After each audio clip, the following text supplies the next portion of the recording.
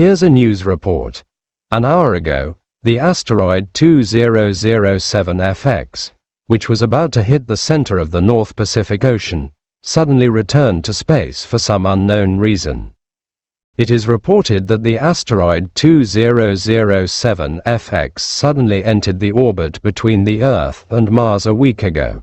Some experts analyzed that if the asteroid 2007FX really hit the Earth, the impact it caused would be 100 times that of the impact that left the Higgs-Lugo crater. That impact caused the extinction of 70% of the creatures on Earth, including the dinosaurs. Although many experts believe that the sudden return of asteroid 2007FX is extremely strange and cannot be explained for the time being, God bless us, and the Earth has been saved from this doomsday crisis. You mean, you are God? I am OAA, one above all. In simple terms, I am above everything. If you think the word God is easier to understand, you can think of it this way. The afternoon sun shone into the empty coffee shop. In the corner, two men were chatting like friends. So, you want to say that it was actually God who saved the world just now? Eddie Brock looked at the Asian man in front of him, who was at most 20 years old, with a surprised look on his face. An hour ago, he witnessed with his own eyes that the man in front of him just waved his hand, and the asteroid that was about to hit the Earth turned around. As a reporter, Eddie Brock believes that everything must be based on facts. After he repeatedly confirmed his own video and confirmed that this was the fact, he decided to interview the mysterious man. You can think so, Shang Tian said with a smile. Okay, then hello, respected God. You knew that the Earth was in danger, so you came here to save it, right? Eddie Brock asked as he wrote something in a notebook with a pen. His hand was shaking as he wrote. You know, all the creatures on Earth were almost destroyed an hour ago. No one could pretend that nothing happened in such a short time. No, I came to Earth because I was bored, so I came to have some fun, Shang Tian said truthfully. Why would God be bored? Eddie Brock looked up at Shang Tian, his facial features almost wrinkled. Because I'm too powerful. I have no rivals and no friends. I've done everything I should and wanted to do, Shang Tian said with a distressed look on his face. Sir, Eddie Brock said with some embarrassment, I am a reporter, not a writer. I hope you can be sincere when talking to me. As if realizing that what he said was too rude, Eddie Brock quickly explained. Of course, I don't mean to disbelieve you, but you can listen to what I recorded. On the day of the end of the world, at 9:35, an asteroid named 2007FX was about to hit the ground. It was located on the top of a mountain closest to the sky in country. MR reporter Eddie Brock was using a camera to record the last moments of his life. Suddenly, a mysterious man appeared on the top of the mountain.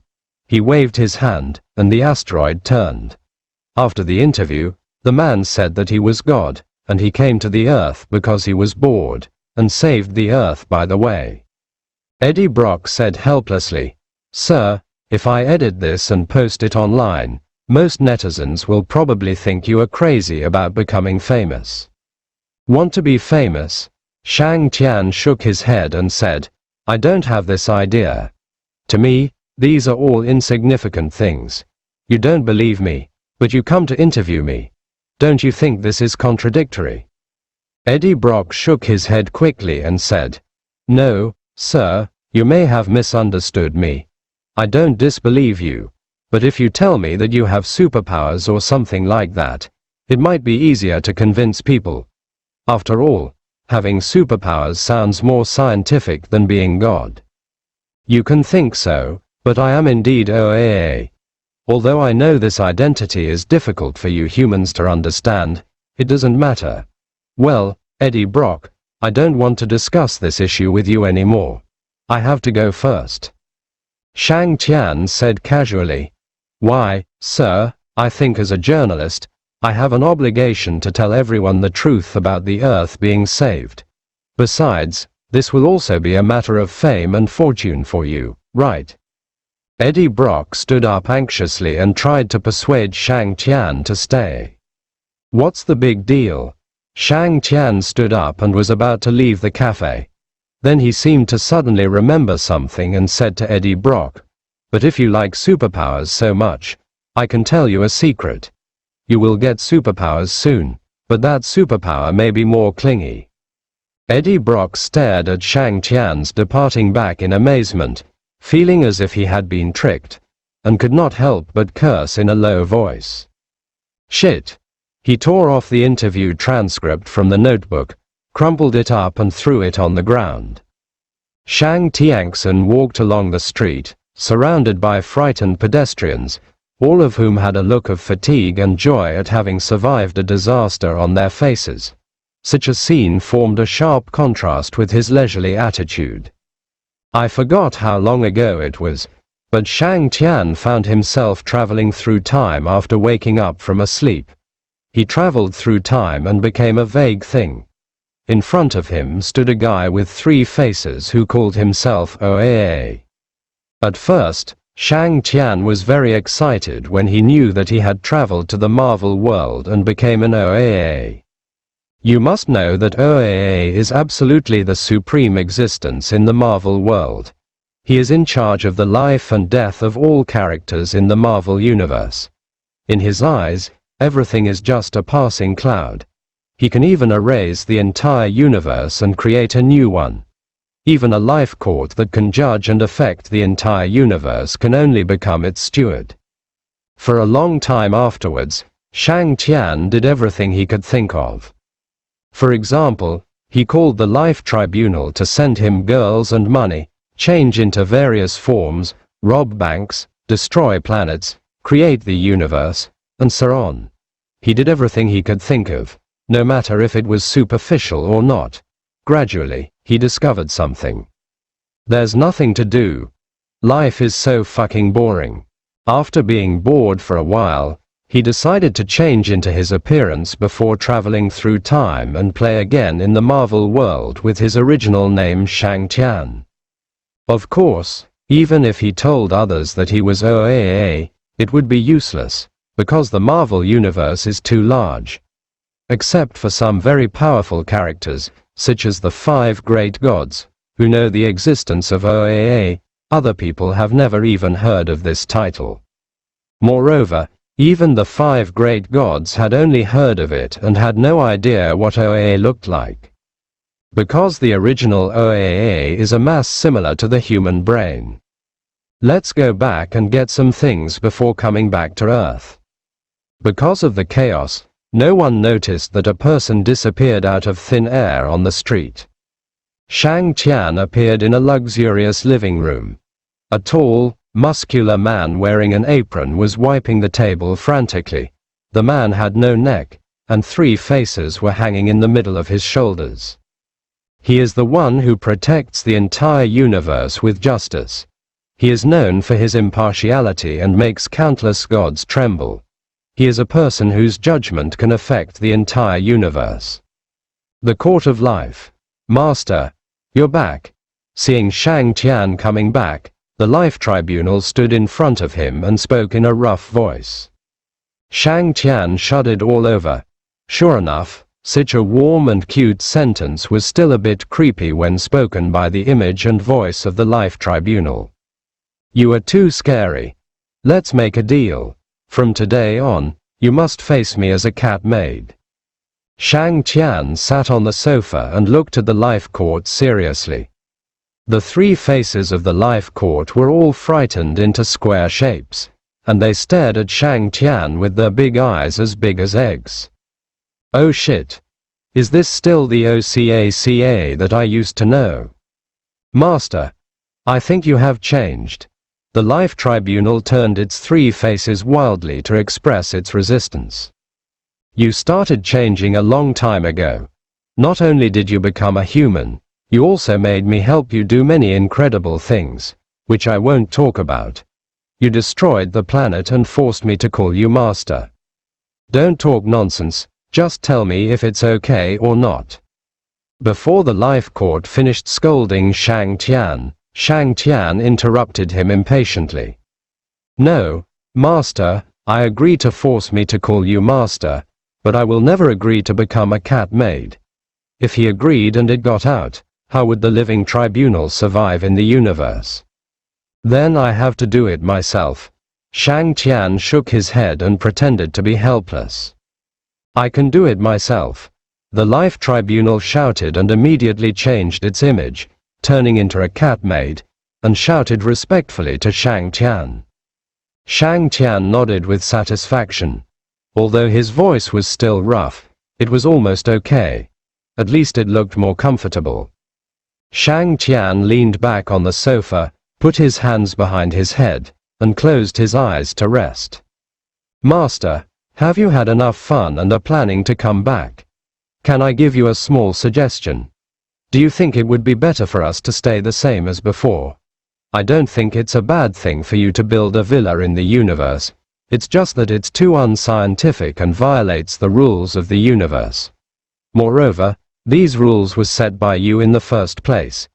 If you take the lead in violating them, it will be difficult for me to manage you, the life court said righteously. Oh, yes, I remember now. Shang Tian suddenly opened his eyes and looked at the life court and said, I came back with an important mission for you. Upon hearing this, the life tribunal immediately became serious and asked, has there been any major mistake somewhere that has affected the order of the entire universe? Shang Tian nodded. Master, please tell me, I will solve it immediately. Help me get an ID card. Also, help me rent a house in country M on Earth. Don't be too high profile. Keep a low profile. In fact, even if Shang Tian didn't come back to find the life court, he could solve these problems by himself, but it would be a bit troublesome, so it would be more convenient for him to come back to find the life court. Besides, it would be a waste to have a housekeeper. However, at this time, Shang Tian did not pay attention to the life court that was so scared that its neck was about to grow. Do you really want to stay on Earth for a long time? The living tribunal exclaimed. Shang Tian said casually, come back when you're bored, otherwise I'll be annoyed by seeing you every day. The life tribunal muttered in disbelief, I think it is necessary to cooperate with the master as a nanny. How can a person who has forgotten the time be able to play on an ordinary planet? How happy. This is so childish. Shang Tian smiled friendly, looked at the life court and asked, are you mumbling something bad about me? Of course he knew what the life tribunal was saying, but he was too lazy to expose it. Besides, how long had it been since he came here? No, Master, I was thinking that you need a few ID cards because there are many countries on Earth, the life court said seriously. Is that so?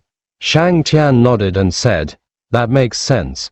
Then let's get one for each country. The name should be Shang Tian, the nationality should be Chinese, and you can make up the rest. Oh, and the age, 19. This is Shangshan's real age before he traveled through time. The life tribunal said, can you be more shameless? You are billions of years old. Do you have any objection? Shang Tian raised his eyebrows and smiled like an auntie. No, I'll deal with it right away. I just want to give you another suggestion. When you come back next time, please go through a few wormholes instead of coming back directly. The universe has its own rules. It's really hard for me to manage you like this. The life court sighed. If it wasn't for the fact that it couldn't defeat the opponent, it really wanted to take action. Also, although you said you wanted to go to different planets to experience them, I hope you can be more cautious. The life court suddenly said seriously, many things in the universe have their own laws and timelines. If you change them at will, it may cause a parallel universe to collapse. I know you are very capable, but if you want to make further changes, it may be very troublesome, because to completely unify it, you need to modify all parallel worlds. Originally, he didn't need to remind OAA of these things deliberately, because OAA must know about them, but after witnessing OAA doing so many incredible things with his own eyes, he was really worried and decided to remind him again. Really? It sounds troublesome, but you're still here, right? Shang Tian looked at the life court with a wicked smile on his face. Such a smile made the life court tremble all over and its hairs stood on end. Master, otherwise, we should just stay here honestly. Is that okay with you? The life court swallowed and made the suggestion sincerely. Shang Tian said, pretending to be in deep thought. In this case, I can only create a few more cosmic panics, have some fun with those 5 old guys from the Celestials, and destroy a few planets. I don't know if the devourer of planets will attack planets with living creatures if it stays hungry for too long. The life court couldn't help but feel a pang in its heart when it thought of all the bloody incidents that would be caused by Shang Tian's provocations and rampant destruction throughout the universe. That was not something that could be repaired instantly in a short period of time. Compared to repairing the entire universe, repairing a planet was much easier. Master, everything is ready, the room is ready, you can get ready to go. The life court took out a piece of paper from somewhere, bent down and handed it to Shang Tiandao with both hands. Here's the address. Don't worry, I understand your requirements and I guarantee you'll be satisfied. You can play as long as you want. There's no need to rush back. As if suddenly remembering something, the Life Tribunal said, it may take some time for your information to be transmitted through the cosmic network because there are so many parallel universes. Then I'll leave. I'll trouble you to take care of the other things. Shang Tian took the note and took a look at it. After hearing Shang Tian say that he was leaving, the life court quickly asked, do you need me to help you open a few wormholes? Or you can take a ride on a planet. But don't go straight over there, otherwise it will be difficult for me to manage you, as a judge. Before he could finish his words, Shang Tian disappeared. The Life Tribunal stood there stupidly, stunned for a long time before turning back to its original appearance and said angrily, forget it, I didn't see anything. I can't afford to offend you, I can't afford to offend you. The apartment that the Life Court found for Shang Tian is located in a relatively prosperous area on 2nd Street in Queens, New York. The apartment is close to the school, so most of the people living in the apartment are college students. The key was placed on the 2nd layer of the shoe cabinet outside. Shang Tian took out the key and opened the door. I don't know if the house was specially cleaned. As soon as I entered the door, I smelled a fragrance, which should be the scent of the flowers and plants in the room. All the furniture in the house is new, and the decoration style follows the classic Nordic style. The combination of sky blue and white is very pleasing to the eye. Shang Tian didn't have any luggage to pack, so he just leaned back on the sofa and closed his eyes to rest. Just then, there was a knock on the door, and the person who came was the landlord of the apartment. Hey, that's weird. I clearly remember the door was locked. How come it opened by itself when I was knocking? The landlord stared at the door lock and muttered quietly, as if he had encountered some century-long problem. Until Shang Tian's voice pulled his thoughts back. Is there something wrong? Oh, hello, is this Mr. Shang Tian? The landlord came back to his senses and asked Shang Tian politely, crossing his hands on his big belly. Shang Tian knew the purpose of his coming very well, and before he could open his mouth, he directly refused, no roommate. What a pity, Room said awkwardly. Suddenly, he realized something was wrong. He looked at Shang Tian in surprise and said, how did you know I came to ask you about sharing a house? Shang Tian chuckled and did not answer. Just as Shang Tian was about to close the door, he saw a slender hand suddenly appear on the door frame and hold the door tightly, and then a small head squeezed out from the crack of the door. The owner of the head was a very delicate girl, with fair skin without any impurities. Her big eyes stared straight at Shang Tian, and she made a pleading sound like a kitten. "Please, I really like it here, let's discuss it, okay?" After hesitating for a while, Shang Tian opened the door. "Can I come in?" Seeing Shang Tian open the door, the girl quickly poked her head inside as if to confirm. If it weren't for Shang Tian blocking the door, the girl would have thought this was her own home and walked in. "Talk about it here." Shang Tian leaned against the door with his hands crossed on his chest. He looked at the girl in front of him who looked no more than 20 years old and was wearing a tight skirt. Her basic information immediately appeared in his mind. Janitor, the daughter of Galactus, did not want to live by eating planets like her father, so she came to Earth and was determined to secretly use her abilities to protect the Earth and humans from attacks by non-native organisms, such as alien viruses and biological weapons.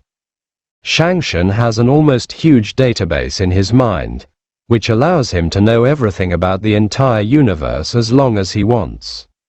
"I really like this house. I was the first one to see it, but I didn't have enough money before, so I didn't rent it," Janitor said a little disappointedly. "But I didn't expect it to be rented out so quickly, so I wanted to discuss it with you. How about we rent it together?" After saying that, Janitor said quickly, "We each pay half of the rent, and I'll take care of all the water and electricity bills, okay?" Janitor placed a hand beside her head and continued with a solemn oath. "Don't worry, I will never do anything to you." Shang Tian had a mouthful of blood stuck in his throat and thought for a long time. "Do I look so harmless? A girl wants to share a house with me and has to promise me that she won't do anything to me. Aren't the gender roles reversed?" Shang Tian did not speak, but looked at Janitor calmly. Shang Tian had seen her father, Galactus. Before, because he destroyed planets at will, Galactus had nothing to eat, so he ran to him and begged him to create planets and not destroy them anymore. From this point of view, Shang Tian felt sorry for Janitor's father. "Mom, you should look for another place. There are many apartments around here that are very well decorated." Seeing that Shangshan had been silent, the landlord hurriedly tried to persuade Janitor. "I don't have enough money, just enough to rent this." Janitor shook her head and said with some grievance. She used to live in the universe and eat on planets, so she didn't need money at all. But after she came to Earth, she found that she couldn't even eat without money. "But you can see that others obviously don't want to share the house with you." The landlord was helpless. He had only seen boys asking to share a house with girls and the girls disagreed, but he had never seen the other way around. Although girls in M country are generally open-minded, they are not open-minded enough to ask to share a house with boys. But the landlord didn't know that in Kanata's eyes, everyone on Earth, including Shangshan, was an ordinary person. Even if they had superpowers, they were just simple ones. With her abilities, it was good enough that she didn't bully others. Others would never be able to bully her. "We can share the rent, but I have a condition." Shang Tian suddenly spoke. "What conditions? You tell me." Janitor nodded ecstatically. "Starting next month, you will pay the rent, and I will pay for the water and electricity bills." Shang Tian raised his eyebrows and said with a smile. "What?" Kanata's smile froze on her face and she exclaimed. "No, sir, you are going too far." The landlord defended Janitor. "Everyone knows that the water and electricity bills are. It's not comparable to rent. How about I pay 70% of the rent, you pay 30%, and I'll cover the water and electricity?" Janitor asked tentatively. "Then you pay the rent and the water bill, and I will only pay the electricity bill," Shang Tian said lightly. "No, why are there more and more of them?" Janitor said anxiously. "Then, wait, Kanata shouted and stretched out her hand to stop Shang Tian from saying the next words. It's decided. You pay the electricity bill and I'll pay for everything else, Janitor said, gritting her teeth.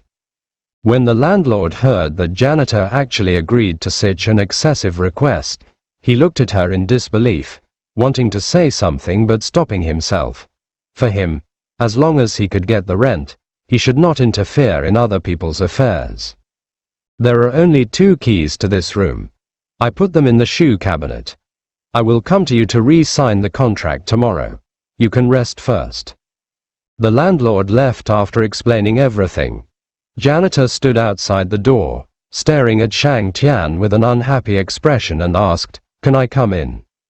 Shang Tian nodded and walked into the house. Janitor closed the door and followed him into the house. As soon as she entered the house, she stood in front of a pot of flowers and stared at it eagerly. She smacked her lips a few times and looked at Shang Tian, who was sitting on the sofa. She shook her head and walked to Shang Tian, pointed to the master bedroom and said, "I'm going to sleep in that room." "That's my room," Shang Tian said, stood up and walked towards the room. "Wait a minute." Janitor stepped forward quickly and walked in front of Shang Tian to stop him and said, "I pay for the rent and water and electricity of this room. Are you unwilling to give me a room?" "No, I found the house first, but you insisted on sharing it with me." Shang Tian looked at Janitor and said seriously, "If you think it's unreasonable, you can move out." Janitor lowered her head and glared at Shang Tian angrily without saying a word. "Ha!" Shang Tian stretched and yawned. In fact, Shang Tian was not sleepy. He just gave Kanata a hint that he didn't want to continue discussing this issue with her. Kanata glanced at the dim sky outside the window, then slowly moved 2 steps to the side to make way for Shang Tian. "Go to bed early." Shang Tian gave Kanata a smile in return, which made Kanata grit her teeth in her heart. Hateful. Kanata looked at Shangshan's back as he walked into the master bedroom, forced these 2 words out of her mouth, took a deep breath, and walked towards another bedroom. Shang Tian leaned against the head of the bed. OAA did not need to rest or eat, so he could rarely fall asleep. Most of the boring time he would just close his eyes and rest. It was not known how long it had been, but Shang Tian opened his eyes and saw that it was already dark outside the window. He then got up and prepared to experience the nightlife of New York. At this moment, a gust of wind blew the curtains, followed by a crisp sound of shattering in the room. In front of Shang Tian's eyes, pieces of broken mirrors appeared, surrounding him. This is a mirror dimension. Although it exists, it cannot be detected by the outside world. What happens here will not affect reality. But if you are trapped in it, generally speaking, you cannot get out. As the voice rang out, a man in yellow monk's robes appeared in front of Shang Tian. She was wearing a large hood and lowered her head so that her appearance could not be seen clearly, but Shang Tian knew very well that the person who came was the supreme sorcerer Ancient One. Logically, you saved the Earth and returned the planet to its original position. I should come here to express my gratitude to you, but as the guardian of the Earth, I must be cautious towards all outsiders. Ancient One took off his hood, revealing a smooth head. There was no expression on her face, but her deep eyes held a warning.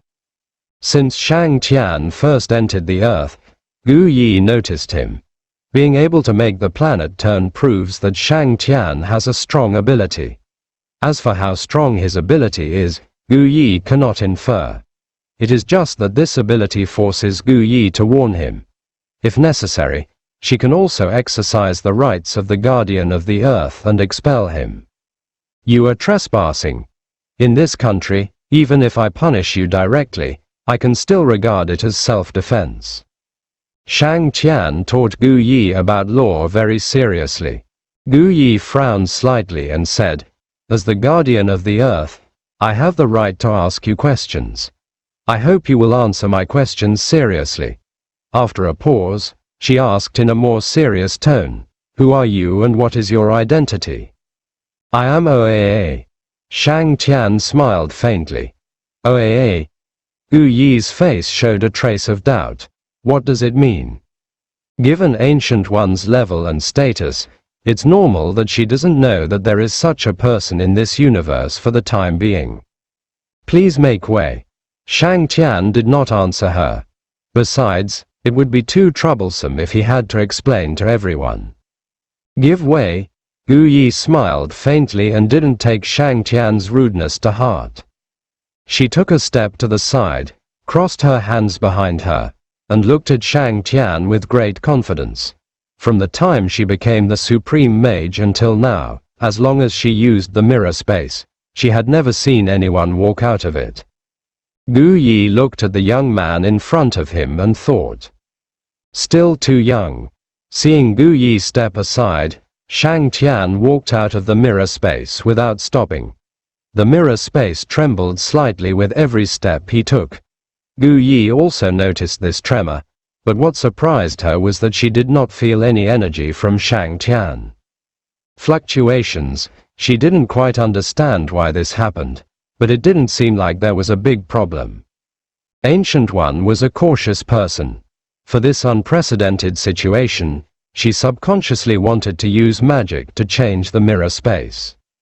However, at the same time, she also noticed that half of Shang Tian's body had stepped out of the mirror space. How so? The fact that Shang Tian could walk out of the mirror space obviously surprised her much more than the fact that the mirror space was shaking. She stretched out her hand as if she wanted to grab Shang Tian back, but the moment she touched Shang Tian, her hand actually went straight through Shang Tian's body. Is this a soul? No. No. Gu Yi muttered absent-mindedly, his body trembling slightly as he stared at the hand that had just touched Shang Tian. Since you like the mirror space so much, stay in it for a while. Shang Tian's voice rang out in the mirror space. Gu Yi seemed to realize that something was wrong and quickly reached out to touch the mirror wall of the mirror space. The moment she touched the mirror wall, a look of panic appeared on her face. She raised her hands and wanted to change the mirror space, but after trying once and twice, there was no change in the mirror space. She could never imagine that she was trapped in the mirror world she created. Gu Yi sat cross-legged in the mirror space and saw through the mirror that the mirror space seemed to be moving. The room outside the space was no longer Shang Tian's. She knew in her heart that all this was Shang Tian's doing, but she didn't know where he intended to move her to. From the beginning to now, Gu Yi has too many doubts and surprises about Shang Tian. There is no energy fluctuation in his body, but he can walk out of the mirror space. His body can become a soul-like existence, and he can change the mirror space he created for his own use. He can even move directly in the mirror space. Each of these things was like a thorn in Gu Yi's heart, making him feel uncomfortable and breathless, especially since the other party was a young man who looked no more than 20 years old. Ancient One grasped the eye of Agamotto on her chest, hesitated for a moment, and then put her hand down. This thing was too dangerous, and she knew very well the consequences of using it. Now she thought it was not necessary to use it yet. What does OAA mean? Gu Yi muttered quietly, not noticing that his brows were furrowed. Shang Tian spent some time in the mirror space, but it didn't have much effect. Janitor went out before Gu Yi came, and she disappeared almost 3 days ago, but the lights in the living room were still on. Shang Tian knew what she was thinking. She just wanted Shang Tian to pay more for electricity to make up for her loss. Shang Tian chuckled and walked out. Queens is much more lively at night than during the day, but also much more dangerous. Since the last century, Queens has been a well-known slum in New York. Although it has gradually become prosperous over the centuries, order and peace are still the most troublesome issues for local police. This is roughly what the saying, "poor mountains and bad waters have always produced unruly people," means. Although the area near Shang Tian's apartment was bustling, it was also a place where accidents often occurred, because not too far ahead was the famous Bar Street in Queens. The whole street was filled with luxury cars, beauties, and bright lights and wine. Shang Tian found a bar that looked pretty good, and was about to go in when he was stopped by two tall and strong security guards in black suits at the door. "Sorry, no one under the age of 21 is allowed to enter," the security guard on the left said to Shang Tian. This sentence caused many men and women standing at the door of the bar to look at Shang Tian with joking eyes. "I know I look young, but that's not a reason for you to stop me," Shang Tian said lightly. "Then please show us your ID, we need to check it." The security guard on the left looked at Shang Tian, as if to confirm whether his judgment was really wrong. Shang Tian was about to produce an ID card when he heard a woman's voice in his ear. "Let him in." As the voice ended, a woman wearing high heels and heavy makeup appeared in front of Shang Tian. The woman was wearing a shiny dress and had a pretty good figure, but from the fine lines around her eyes that could not be covered even with a thick layer of powder, it could be seen that she was probably a bit older, but she had taken good care of herself. "Sister Ellie." The two security guards bowed respectfully when they saw her, and then the security guard standing on the left quickly said to Shang Tian, "I'm sorry, sir, I didn't know you were Miss Ellie's friend. You can go in now." The security guard pushed the door open and made a gesture of invitation, looking very humble. The woman named Ellie looked at Shang Tian, blinked her right eye, and walked towards the bar with a seductive look on her body. After Ellie walked away, Shang Tian walked into the bar and found a corner. As soon as he sat down, Ellie came over and sat opposite Shang Tian and said, "Drinking alone? Little brother, sister will accompany you." As she spoke, she placed a bottle of whiskey on the table and asked the waiter to bring 2 glasses. The law stipulates that you cannot drink alcohol if you are under the age of 21. If you don't want to drink, I can get you a bottle of milk. Ellie placed the half-filled glass of wine in her hand in front of Shang Tian with a playful smile on her face. Men must learn to protect themselves when they are out there, otherwise they will easily be targeted by people with bad intentions. Shang Tian picked up the wine glass in front of him and played with it in his hands, his eyes fixed on the glass. "Look at what you said. Isn't it said that women should protect themselves when they are outside? Why do you become a man now?" Ellie joked with Shang Tian with a smile. She took a sip of wine, looked at Shang Tian still playing with the wine glass in his hand, and said casually, "Otherwise, I'll order you a glass of milk. Just tell me your purpose, don't try to provoke me." Shang Tian put the cup on the table and said, "I can't believe you know so much despite your young age." Ellie chuckled, picked up the wine glass and leaned back on the sofa. "Then I won't beat around the bush with you. You look like a student, so you must be short of money." After saying this, Li glanced at Shang Tian from the corner of his eye, and seeing that he didn't say anything, he continued, "As long as you follow me, I can provide you with food and clothing without worries, and your life will be better than that of ordinary college students. Do you want to consider it?" Need not. The meaning of Ellie's words was already very clear. In fact, even if she didn't say it, Shang Tian was very clear about her purpose. "I know that students like you may not be able to get over it at first, but you will get used to it." As he spoke, Ellie took out his wallet, pulled out a bunch of dollars and placed them in front of Shang Tian, saying, "But I suggest you think about it." Shang Tian looked up at Ellie and smiled faintly, then picked up the dollars on the table and put them in his pocket. Ellie looked at the behavior of the Asian boy in front of him with an expression of being used to it. College students like him had no idea how many times they had played with him. No one could resist the temptation of money, and sure enough, he was no exception. I'm here to drink and I'm giving you money. You're really generous. I'll definitely patronize your business next time." Just when Ellie was feeling proud, Shang Tian suddenly said this, which made her unable to react for a moment. "What do you mean?" Ellie suddenly sat up from the sofa and asked Shang Tian. Ellie, 24 years old, from Country M, graduated from Harvard University, never had a boyfriend, parents are both working class, very ordinary background. Shang Tian paused for a while, suddenly chuckled, looked at Ellie and continued. "It's just that these are all fake identities. Your real name is Crystal, a cyborg, 66 years old, and what you like to do most is to have a boyfriend, or sell drugs, weapons and so on." When Shang Tian said this, the expression on Ellie's face had changed. A hint of murderous intent flashed across her originally smug face, but she quickly covered it up. "Who sent you here? Why are you investigating me?" This time, Ellie no longer spoke as freely as before, and there was a hint of caution in his tone. "Actually, 66 is not that bad. I know that age doesn't mean anything in this universe. But I feel like you might be a little too old. If you were 40 or so years younger, maybe I could consider it."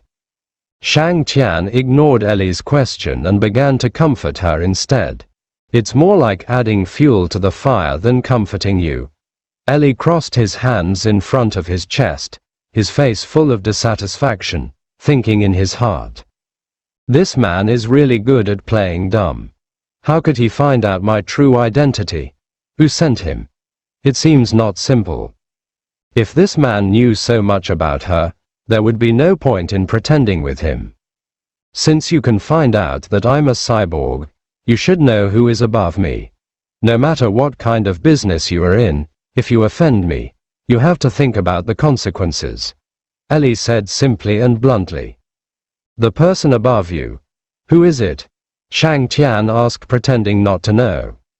Ellie snorted coldly, sat up straight, and said proudly, "Listen carefully, my boss's name is Jin Bing. Anyone who is in the underworld must know the name Jin Bing. The reason why Queens has always been unstable, no matter how fast it has developed from the last century to the present, is that there is a huge dark empire here. Its leader is Kingpin, the biggest gangster boss in New York and even in the United States. From the police to the street thugs, there is almost no one who doesn't know his name and no one who is not afraid of him. Of course, even if my boss doesn't show up, it doesn't matter. I'm the one managing this bar now, and everyone here is my person. As soon as I say a word, you will be surrounded immediately. Sir, I'm giving you a chance now. Tell me who sent you here, and return the money to me. It's a bit boring. I want to go." After Ellie spoke a lot of things in a triumphant manner, Shang Tian showed impatience on his face. He was no longer interested in talking to Ellie. Although Ellie said some rude words to him, as an OAA in charge of the entire universe, he still had a little tolerance. If he was as irritable as he was when he first crossed over, I'm afraid this universe would have been destroyed countless times. "Leave." Ellie put the wine glass in his hand on the table and said angrily, "I'm asking you a question now, but you tell me you're bored and want to leave." Ellie looked at the Asian man in front of her.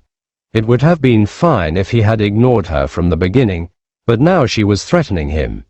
It would have been fine if he didn't feel a sense of crisis or oppression, but he actually ignored her threat. "I don't care who you are, just listen to me clearly. If you want to leave this door, you have to ask my permission."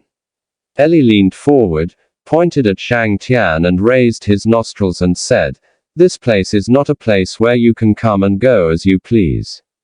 I'm making this clear today. Without my permission, I don't think you have the ability to leave." Ellie was courting death perfectly, but she didn't know it in her heart and was even a little complacent about it. Just as she was about to retract the finger that was pointing at Shang Tian's nose, she realized that except for her eyes, mouth and nose, All other parts of her body were completely unable to move. Ellie panicked and said in a horrified voice, "What did you do to me?"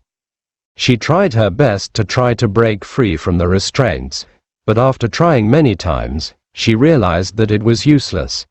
Anger had overwhelmed Ellie's mind, and Ellie roared, "I'm telling you, you'd better let me go, or I'll kill you even if I search the ends of the earth." After saying that, Ellie shouted, "Someone come." As soon as she finished speaking, she realized that she could no longer speak and could only make him sounds from her throat. Ellie stared at Shang Tian with her eyes wide open as if she wanted to kill him, and kept making him sounds from her throat as if she was yelling at Shang Tian. Her eyes turned to the side from time to time. Although the music in the bar was a bit noisy, there was clearly a waiter passing by when Ellie was shouting just now. She shouted so loudly, there was no way the waiter didn't hear it. But she didn't understand why no one came to take care of him after so long. Shang Tian picked up the wine glass on the table and drank it slowly. About 10 minutes later, Ellie was unable to speak or move because he had been in the same position for too long. His hands and feet were numb, his face was red, and he stopped shouting. His original anger was now only pain. "I'm still young, I need to drink slowly. It's easy to choke if I drink too quickly," Shang Tian said casually.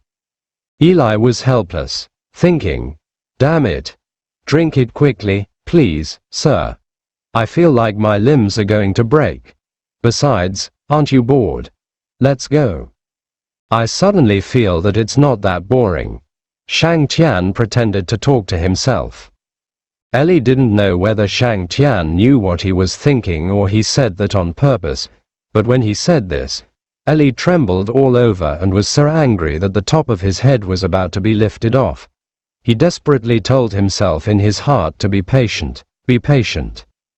After enduring a period that Ellie felt was almost the most difficult time in her life, Shang Tian finally finished the wine in the glass.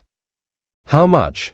Shang Tian put the cup on the table, looked at Ellie sincerely and asked, then quickly added, "Since you don't say how much, I will regard it as you buying me the wine. You can move in 10 minutes. Ellie's whole face was wrinkled and his facial features were completely distorted. What the hell is 10 minutes left? She had only seen Shang Tian because he was good looking and young. Based on her past experience, she thought that this kind of person would be simple and easy to deceive, and it would not be troublesome, so she had a lustful heart. But she did not expect that things would turn out like this. Lust is really a knife hanging over one's head. Ellie stood stiffly and watched Shang Tian wave his hand in front of him a few times, then left without looking back. Ellie made the sound again, thinking, "No, who the hell is familiar with you, bastard? I've been trapped here for so long, you should at least release me before you leave. Otherwise, you can just return the money to me." 10 minutes later, Ellie was finally able to move. The first thing she did was to ask someone to turn off the music in the bar and clear the place. At the same time, the waiter in the bar also noticed Ellie's abnormality. "Sister Ellie." A man dressed as a waiter was named by Ellie and walked towards her with a look of fear on his face. "Waste!" Ellie roared, and originally raised her hand to slap the man, but her hand felt like it was filled with lead and she couldn't even lift it. The man was stunned by Sister Ellie's sudden anger, and quickly said to Ellie, "Yes, yes, yes, it's us who are useless." Eli endured the pain and moved his limbs. He gritted his teeth and said to the man, "I just called for help. Didn't anyone hear me?" And that man left. Why didn't anyone stop him? The man looked at Ellie blankly and asked cautiously, "Sister Ellie, did you speak just now? What other men?" "That's the man sitting opposite me," Ellie screamed, and because he used too much force, the nerves in his hand were pulled, and he felt a severe cramp and almost cried in pain. "Oh, you mean the Asian boy, right? I didn't see him leave the bar." The man glanced at the empty seat opposite Ellie and asked, "Could it be? He's gone. Someone, drag him away. Throw him to the Life Foundation's laboratory." When Ellie mentioned the words, "Life Fund," the man knelt down with a plop, hugged Ellie's legs and shouted, "Please, Sister Ellie, don't, I beg you." Ellie kicked the man's chest with disgust. Two tall and strong men walked up quickly, grabbed the man's hand and dragged him away. Ellie picked up the phone and made a call. "Hey, where are you? Bring someone here right now. There's a superpower here." It was already late when he came out of the bar. Queens was not a safe place to begin with, which resulted in almost no pedestrians on the streets at night. It was deserted all the way. Shang Tian walked aimlessly on the side of the road. He had no intention of going home at this time, and his mind was blank. Others say that people tend to miss the past when they are quiet, but Shang Tian thought about it for a long time and couldn't think of anything worth missing. Before he crossed over, he was an ordinary boy who was abandoned by his parents and grew up in an orphanage.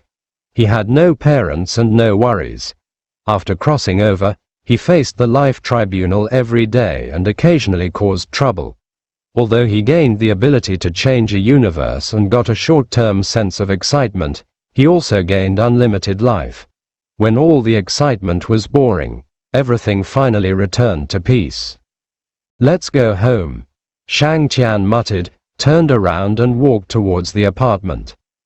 Just then, a bright light flashed at him several times, and 7 or 8 black cars stopped on the road, blocking his way. Soon, a dozen muscular-looking foreign men got out of the cars. Each of them walked towards Shang Tian with a submachine gun in their hand. Walking in the middle was a woman whom Shang Tian had seen before. It was Ellie. "Is it him?" A group of people came up and surrounded Shang Tian. The man with tattooed arms standing next to Ellie spoke first.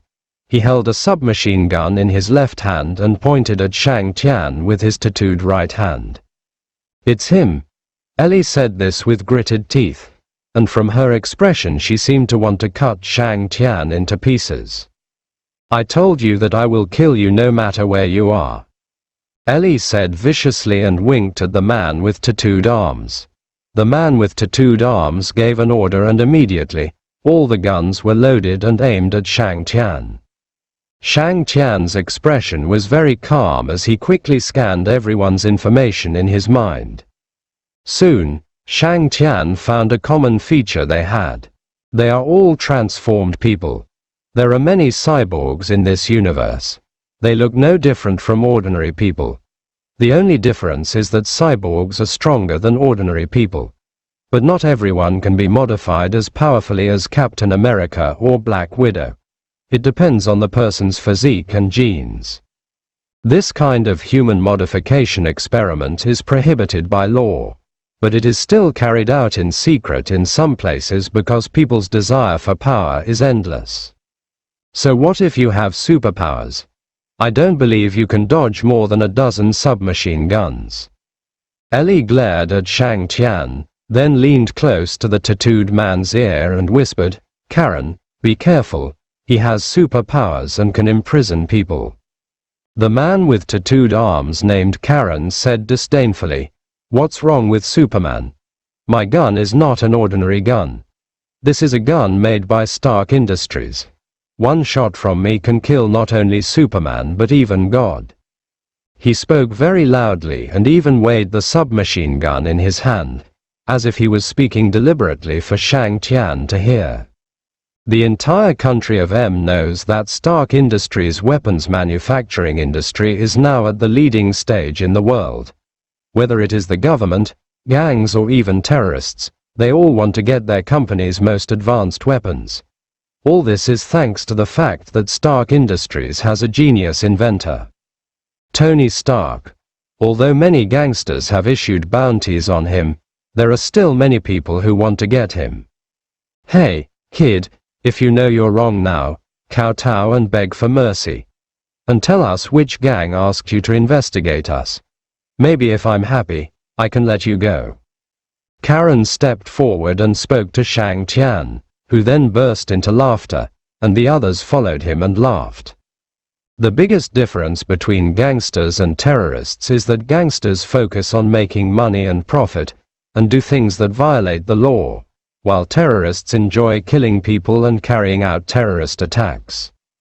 So when facing the enemy, gangsters often talk more nonsense than terrorists. You talk a lot. Shang Tian's eyes turned cold and he was about to take action. At this moment, a voice sounded in the night sky. Let him go. This voice not only caught Shang Tian's attention, but also Kelly and others' attention. The person who spoke was a young girl, wearing a purple tight combat suit, with a half mask on her face, and a hat attached to the mask. She was dressed very exaggeratedly, like a character in a cos game. Although you couldn't see what she looked like because of the mask, judging from her curvy figure, she must be a beauty. Hey, where did this little girl come from? She looks pretty good. When Karen saw the girl, he was immediately attracted by her figure. He walked towards her with his gun raised, saying, "Little sister, you have a nice figure. Do you want to play with me tonight?" Karen walked up to the girl, raised his right hand that was not holding the gun and pointed it towards the girl's chin. Unexpectedly, the girl grabbed Karen's hand and directly put it behind his back and said, "You still want to bully me? Don't you see how much you weigh?" Karen didn't expect the girl to be so strong.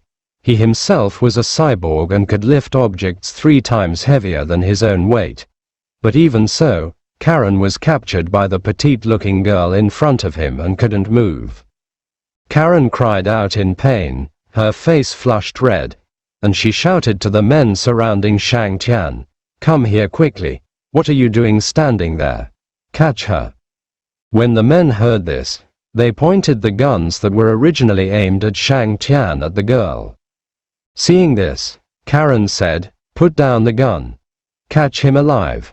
Whoever dares to make me without a girl tonight, I will shoot him." The men looked at each other, put down their guns, and rushed towards the girl and Karen, leaving Shang Tian and Ellie where they were. "Hey, you guys. Have you never seen a woman before?" Ellie was a little anxious when she saw that everyone had run away. She had suffered a loss once and knew that Shang Tian was not a good person. Now she was left alone to face Shang Tian. Ellie was so scared that she turned around and prepared to run. Just after taking a step, she found that she could not move again. "If I wanted to run, you wouldn't be able to find me." Shang Tian's voice sounded behind her, and Ellie felt a chill slowly enveloping her body, making her heart tremble uncontrollably. "I thought if I taught you a lesson, you would learn your lesson, but you didn't learn your lesson, and you are very troublesome," Shang Tian said as he walked in front of Ellie. Ellie looked at him and suddenly an evil smile appeared on his face, which was very inconsistent with his appearance. At this moment, she felt that Shang Tian was like a devil from hell, and his aura was so strong that it made people feel suffocated. "I don't think you should exist." Shang Tian looked serious, and his tone of voice sounded like he was reading out a verdict. After saying that, Shang Tian gently moved his index finger. The movement was so subtle that even Ellie, who was standing in front of him, didn't notice it. Ellie could feel his body slowly disappearing, starting with his feet and then his hands. Her mouth was sealed and she couldn't speak, but her panic could be seen from the expression on her face. As her voice gradually became smaller, her body seemed to be erased by a paintbrush, disappearing into the night sky, leaving no trace. This kind of disappearance is a real disappearance, not going to the realm of death.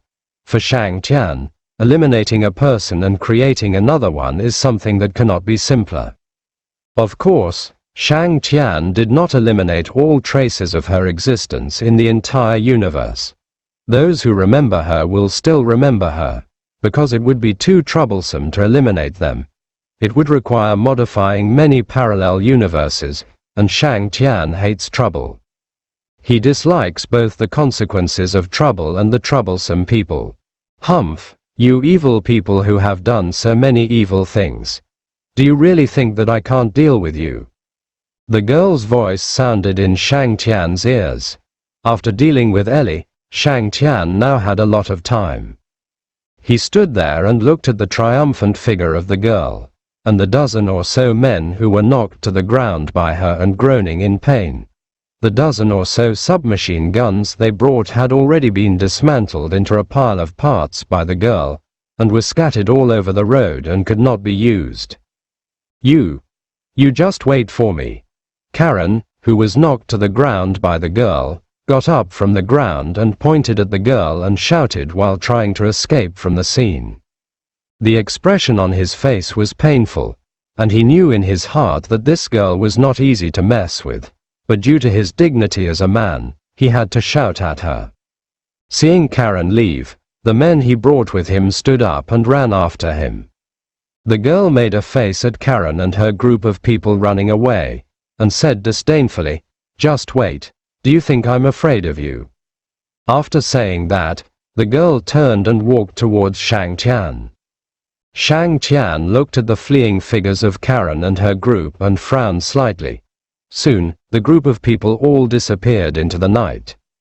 The girl seemed to see the black car parked on the road, and suddenly turned back and shouted to the group of people, "Hey, you don't want your car anymore." However, when she turned around, she only saw an empty street, with dim street lights shining on the ground. The night sky of New York was so quiet that even the chirping of cicadas could not be heard. The girl stopped and looked around in a daze, muttering softly, "Are they running so fast?" Then he waved his hand and said, "Forget it, I don't care." After saying that, she walked towards Shang Tian. "Don't be afraid, I have chased the bad guys away, you are safe now," the girl said as she walked towards Shang Tian. Because Shang Tian was standing in a dark place without street lights, the girl had not been able to see his appearance clearly.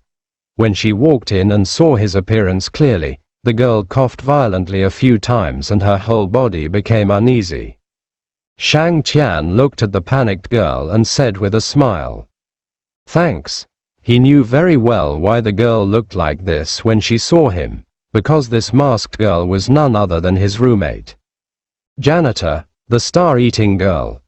Kanata was also feeling helpless at this time. How could the person he saved be him? He wouldn't have discovered himself. The reason why Janitor wears a mask is because she doesn't want others to see her face clearly.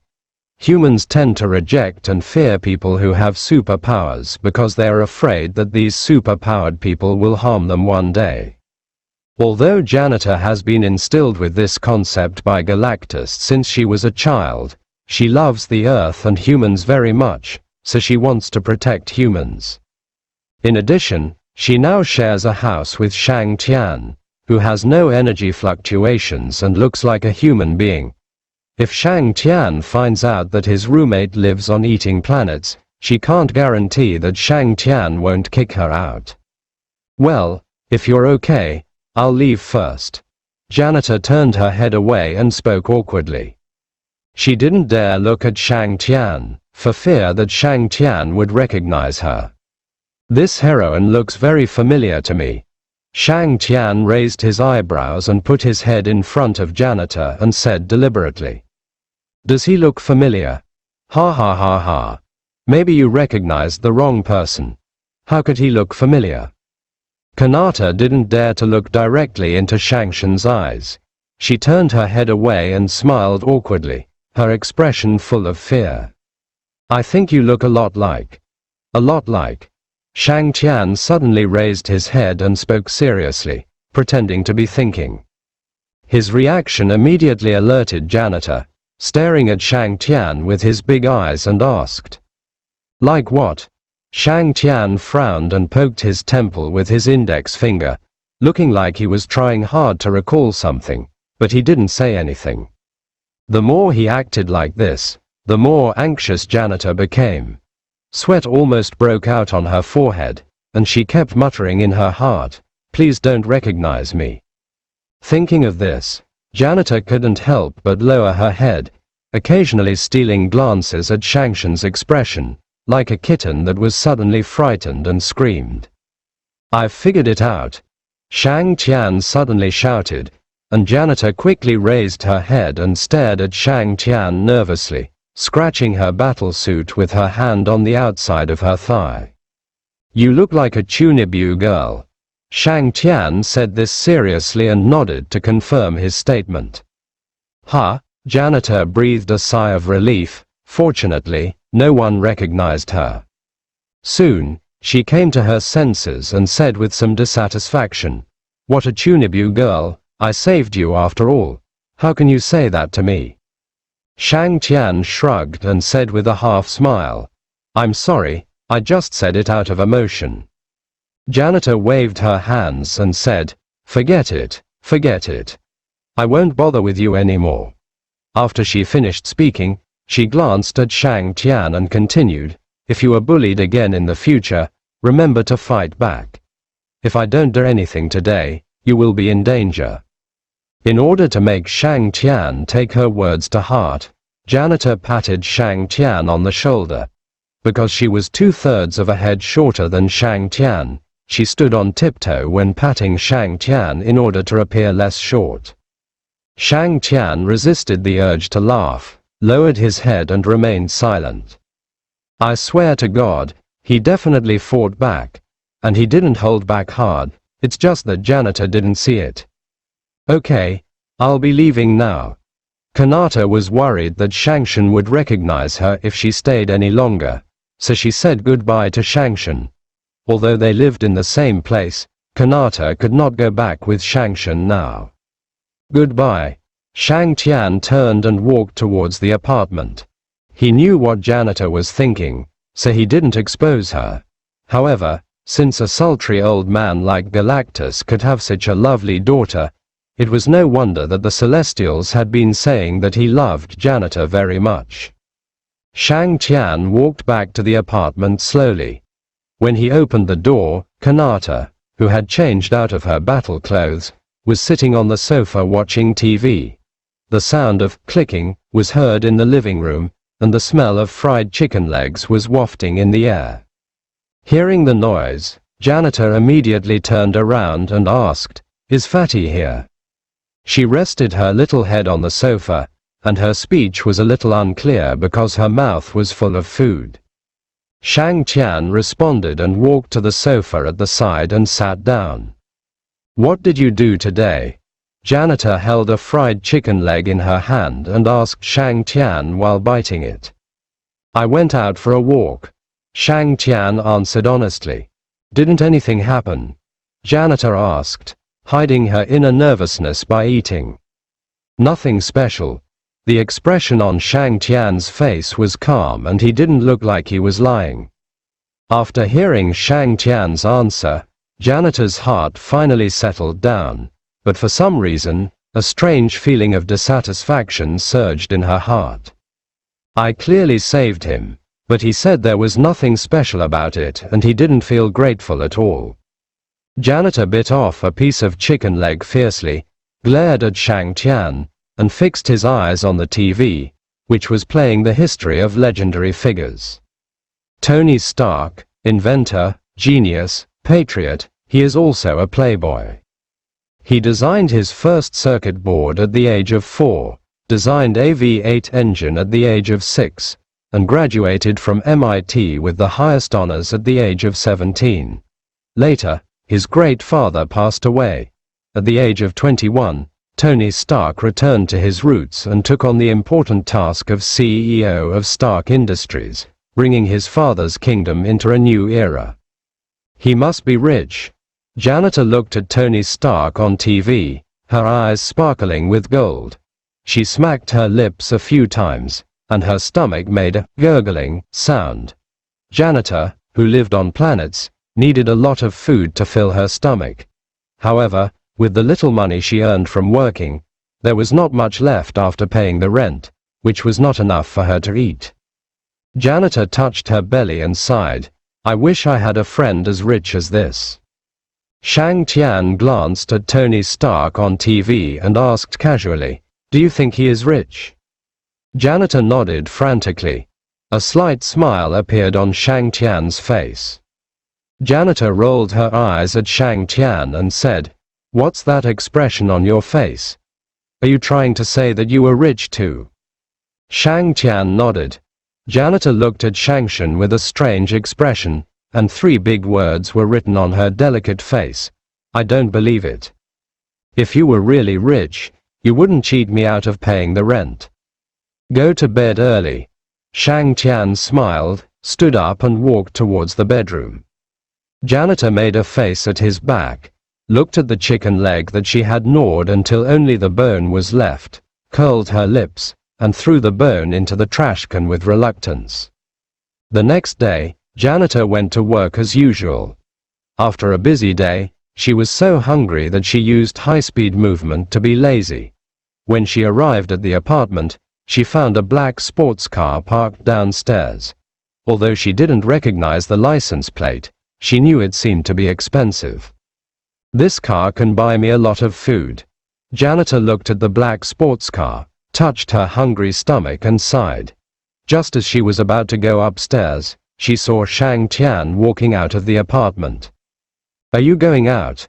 Kanata looked at Shang Tian and asked, maybe because she was too hungry.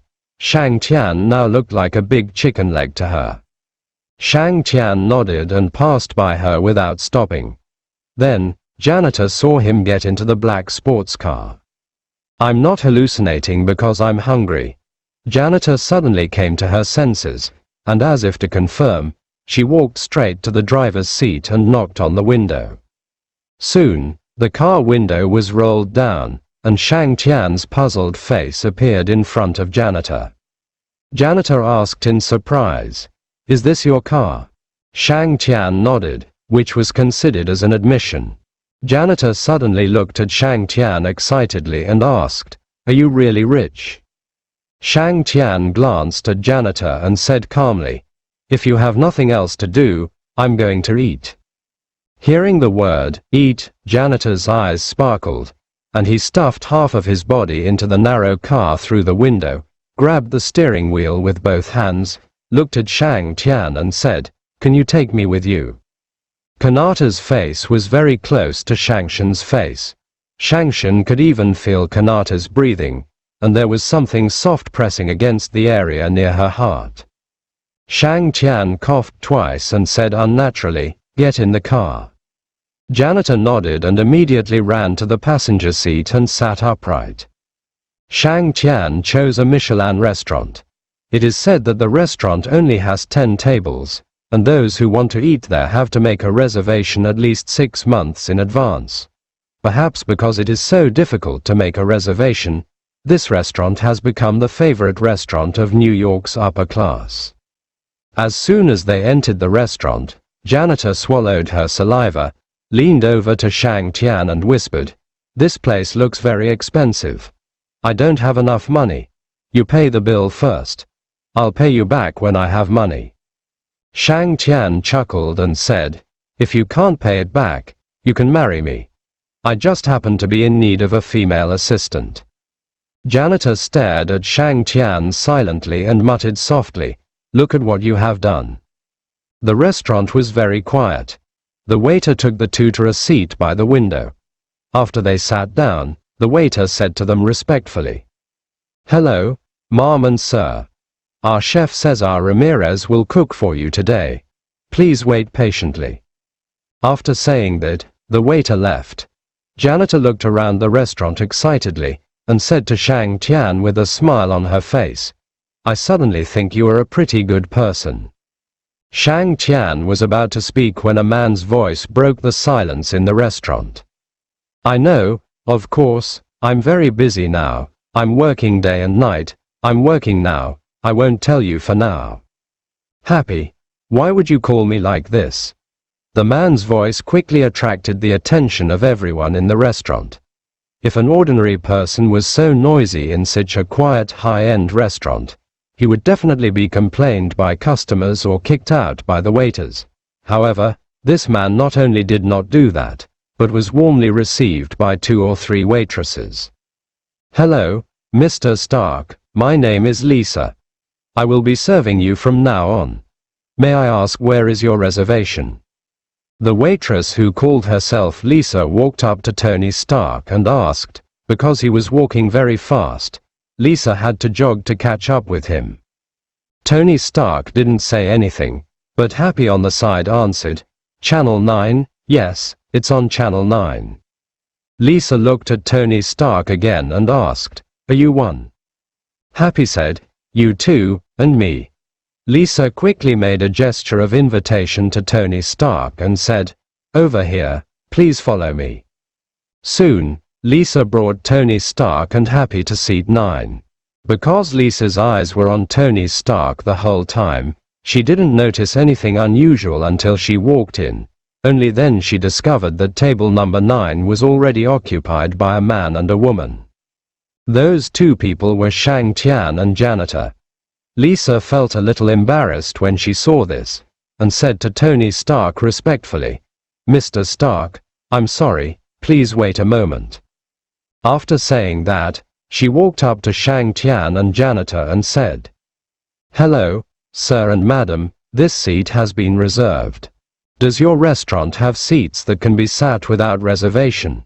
Shang Tian looked up at Lisa and asked back, "All seats in this restaurant need to be reserved in advance, and when entering, you must report the name and mobile phone number of the person who made the reservation and confirm before entering." Sir Shangshan's question was not wrong. "But sir, Mr. Stark said that they have already reserved this seat, and I do remember that this seat was indeed reserved by Mr. Stark." When Lisa said, "Stark," she deliberately emphasized these 3 words, whether intentionally or unintentionally. This made janitor, who was also a woman, very upset. "They said they reserved me. Now it's us who are sitting in this seat. Why do you take it for granted and drive me away in front of me?" Tony Stark said something to Happy, and after about a minute, he still couldn't get to the table. At this time, he walked to Shang Tian impatiently and asked Lisa, "What's going on?"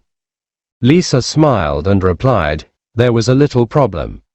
I'll be there soon, Mr. Stark." After that, Lisa continued to Shang Tian, "Sir, I'm sorry. You may have sat in the wrong seat. Why don't you stand up first and I will help you find another seat later?" There was obviously no smile on her face when she spoke to Shang Tian, but because most of the people who could come to eat here were either rich or noble, her tone was still very polite. Tony Stark roughly understood what Lisa meant, took off his sunglasses and asked, "So they are now sitting in the seat I reserved, and you let them sit there?" Shang Tian leaned back in his chair and said calmly, "It was your waiter who brought me here. It's a bit far-fetched for you to say I sat in the wrong seat now." Tony Stark raised his hand, glanced at his watch impatiently, and said calmly, "Deal with this problem within 10 seconds. After hearing Tony Stark's words, Shang Tian still refused to get up, so Lisa hurriedly said, "Then I'll check the reservation record." After that, she walked aside and took out the tablet to look at it. The person who made the reservation for Channel 9 recorded above is Shang Tian. Lisa was a little confused. She was the one who took the reservation for Channel 9. She was excited for a long time when she knew Tony Stark would come. She even dressed up specially today. She didn't expect something like this to happen. It would be fine if something went wrong with someone else's reservation, but that person was Tony Stark. Who would make a mistake in remembering the station he booked? Lisa took a deep breath. She didn't want to offend Tony Stark, so she could only offend Shang Tian. She quickly changed the name of the person on the reservation to Tony Stark, and then walked to Tony Stark. Just as she was about to speak, she heard Tony Stark say, "10 seconds are up." After he finished speaking, Tony Stark put on his glasses, turned around and quickly left the restaurant and said to Happy, "Call Potts and ask her to buy this restaurant for me within 10 minutes and turn it into a hamburger restaurant." If the previous employees want to stay, let them make hamburgers. If they don't want to stay, let them leave. And that Lisa just now, fire her within 10 minutes. I can't believe she can wear her work clothes like that. The management of this restaurant is really terrible. Seeing that Tony Stark seemed angry, Lisa quickly followed him and kept explaining. Janitor crossed her arms in front of her chest and said with an unhappy look, "It's clearly our reserved seat. Why do you make it seem like we took their seat?" Shang Tian sat in his seat without saying a word, his expression very calm. "Oh, no. When you encounter something like this, you should at least be angry." Seeing him so calm, Janitor couldn't help but say to Shangshan. But Janitor obviously didn't know that this seat was not actually reserved by Shang Tian. To be precise, Shang Tian didn't reserve any seat at all. Why would he have to wait for several months just to have a meal? It doesn't exist. Is there anything in this universe that he can't get? Shang Tian just secretly modified someone's reservation information when he entered the restaurant. For him, the entire Marvel universe can be modified, let alone modifying one piece of information. Of course, modifying Tony Stark's reservation information was an accident, because he booked a better seat, by the window, which Shang Tian liked very much. "Did you understand?" Seeing that Shangshan didn't say anything, Janitor asked again. "Okay. I'll try to be more angry next time," Shang Tian said to Janitor with a smile. Janitor looked at Shang Tian and sighed, thinking, although this person is sometimes a bit of a jerk, his personality is still pretty good. However, this also makes him easy to be bullied. Oh, what a silly boy. After all, he is young and has no social experience. The two finished their meal quickly, and when they left the restaurant, the manager sincerely apologized to Shang Tian and waived the bill at Janitor's insistence. The good thing about this kind of star-rated restaurant is that they treat customers like gods. If there are any problems with the service, customers can make requests, even if it is to waive the bill. If the problem is serious, they will agree. Janitor walked out of the restaurant, patted her stomach with a satisfied look on her face, and said to Shang Tian with some pride, "Look, I'm awesome, I ate so much and didn't pay a penny." Shang Tian nodded and said, "That's really amazing. You ate more than 100 plates and finished all the ingredients in other restaurants. When they said they had no more, you still refused and insisted on eating more.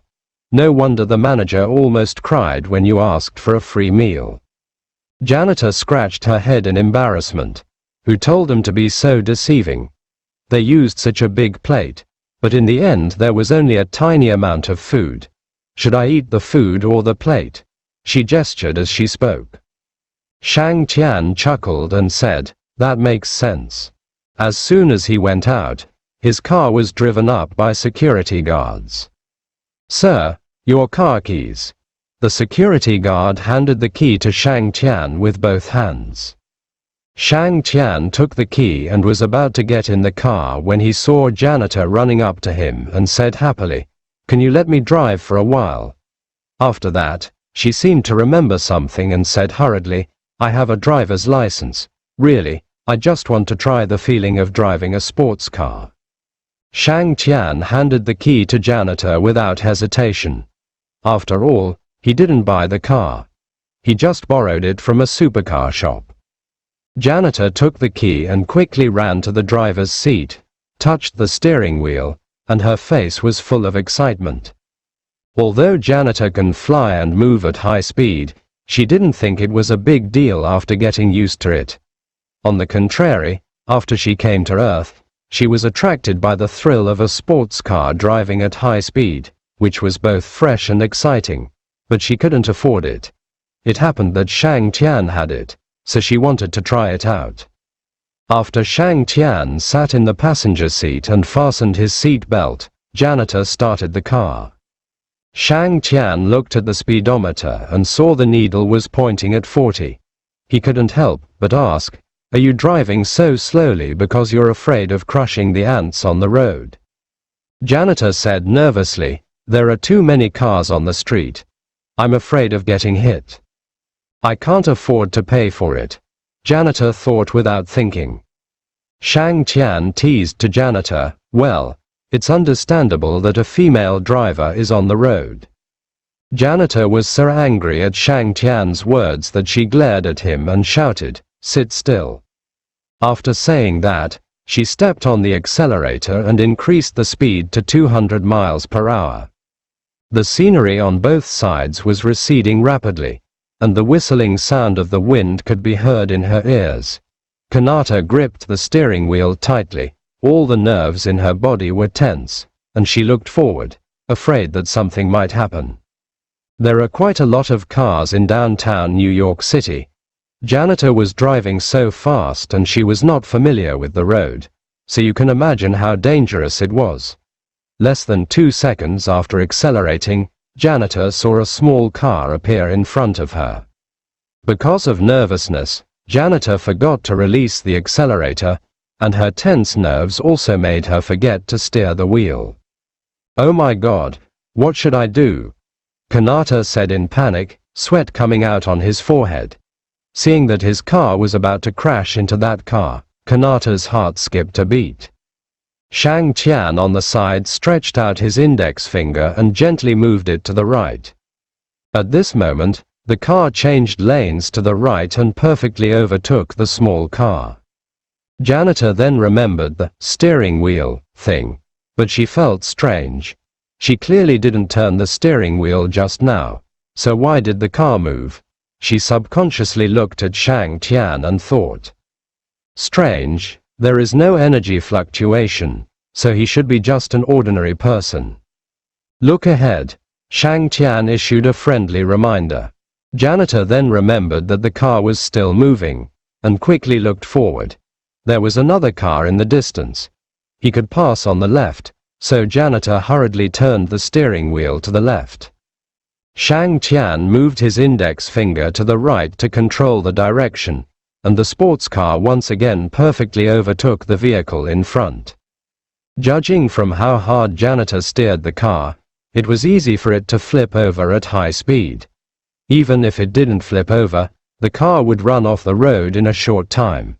However, Janitor was completely unfamiliar with cars, so she didn't know this. Her face was full of joy at having overtaken the car perfectly. She also threw away the previous doubts. Look, am I really awesome? Janitor shouted excitedly, as if wanting to gain Shang Tian's approval.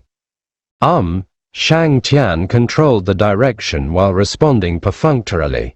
It must be said that Janitor's driving was still a bit scary.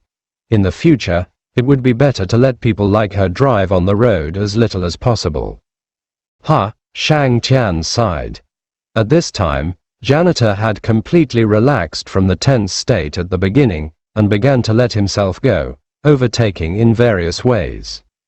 On the bustling streets of New York and the quiet city streets, people on the road looked in amazement at a black sports car driving at high speed, making a loud motor noise, changing lanes and overtaking in the still crowded road, and flashing by.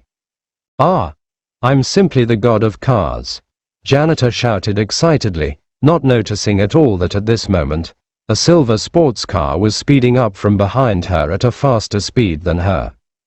In the silver car, Tony Stark sat in the passenger seat and teased Happy in the driver's seat. It's time to test your driving skills. If it were me, I wouldn't tolerate others overtaking my car. Happy looked at the black sports car in front of him, controlled the steering wheel, and muttered in a low voice, "Hey, kid, you dare to overtake my car? Are you crazy? Mr. Stark, I suggest you better fasten your seatbelt." Shifting gears, overtaking, accelerating, Happy uses a smooth racing technique to weave between vehicles. The speed of cars on the street was not fast, averaging about 60 miles per hour, and there were cars driving normally almost every few dozen or hundreds of meters. Happy's speed had exceeded 200 miles per hour, and racing in this environment was an extreme test of driving skills and reaction ability. But since Happy often races with Tony Stark, he already knows all of this very well. Seeing that he was about to catch up with the black sports car not far away, Happy smiled smugly and reminded Tony Stark again, "I'm going to speed up." After saying that, Happy put the car in gear and stepped on the accelerator.